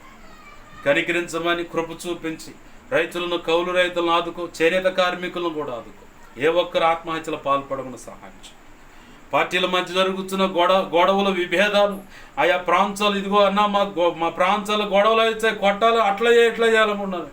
ఆ సమస్యలను వేస్తున్నాను తొలగిపోవును గాక, సమాధానము కలుగును గాక. నీ కృపచేత ప్రతి బిడకు కాపుదల దయచు. అన్ని విషయాలు కృప చూపి సహాయం చేయండి. ఈ వారం అంతట్లో ముందున్న ఆరాధన క్రమాల్లో నువ్వు చూడని సమస్తం క్రమంగా చక్కగా జరిగించు. అన్ని విషయాలు కృప చూపి సహాయం చేయండి. మా ప్రియుడును మా రక్షకుడైన యేసయ్య ఉన్నతనంత శక్తిగల నామమున అడిగి వేడుకొని ప్రార్థన సమస్తం పొందుకొని 2 తిమోతి 1:12 ప్రకారం ఆ గడి వరకు కాపాడగల సమర్థుని రుడిగా నమ్ముతా లేఖన ప్రకారం నీ కృపాస్తాలకు నన్ను మమ్మల్ని అప్పచెప్పుకోడు. ఈ ప్రార్థనలోకి ఇస్తున్న వాళ్ళు కూడా నీకు అప్పచెప్తూ ఏస్తున్నాను ప్రార్థన సమస్తం పొందుకొని నేను మహింపరచుకుంటున్నాము మా తండ్రి. ఆమేన్. ఇప్పుడు మన తండ్రి అయిన దేవుని ప్రేమయు, ఆయన ప్రియకుమారుడైన యేసుక్రీస్తు వారి కృపయు, పరిశుద్ధాత్మ దేవుని అన్యోన్య సహాయ సహవాసము సమకూడిన ఈ వీడియో ద్వారా వింటున్నా, ఇక ముందు వినబోతున్నా, ఈ ప్రార్థనలోకి ఇస్తున్నా, అలాగనే సార్వత్రిక సంఘంలో ఉన్న సకల పరిశుద్ధులకు నిత్యత్వము చేరు పర్యంత వరకు ప్రభు సదాకాలము తోడే ఉంది. అబ్రహాముకు నిర్ణయించి ఇచ్చినటువంటి ఆ శాశ్వతమైన ఆశీర్వాదం ఆయన మీద ప్రమాణం చేసుకుని మనందరికి కూడా అనుగ్రహించి ఆశీర్వాదం మన తరతరాలు ఈ భూమి అంతమయ్యే సమయం వరకు ఉన్నటువంటి మన వంశాలు, మన కుటుంబాల్లో ఉన్నటువంటి ప్రతి ఒక్కరు ఆశీర్వాదం అనుభవించినట్లుగా మన ద్వారా ఆ కృప వారికి కలుగునట్లుగా ప్రభు ఆ గొప్ప కార్యం జరిగించి ఆశీర్వాదం ఇచ్చి మన ద్వారా వారి ద్వారా ప్రభు మహిమ పొందునుగాక. అలాగూ ప్రభు చేయునుగాక. ఆమేన్. యేసు రక్తమునకే చేయండి. అలాగూ చేసినందుకు ప్రభుకే కృతజ్ఞత, స్తుతి, ఘనత, మహిమ, ప్రభావాలు చెల్లునుగాక. ఆమేన్. యేసు రక్తమునకే చేయండి. ప్రభు యేసు రక్తమునకే చేయండి. ప్రవేశు నామమునకు సంపూర్ణమైన విజయం కలుగునుగాక. ఆమేన్. అపవాది వాడి దూతల చీకటి అంధకార శక్తుల మంత్ర ప్రయోగాలు అవెంత ప్రమాదకరమైన సరే వాటన్నిటికీ అనంతనాశనం, సర్వనాశనం, నిత్యనాశనం కలుగునుగాక. ఆమేన్. యేసు రక్తమునకే జయము, జయము, జయం. వీటన్నిటి విషయంలో యుద్ధము యెహోవా. ప్రభు కృప మీ అందరికీ తోడైన నడిపించునుగాక. ఆమేన్.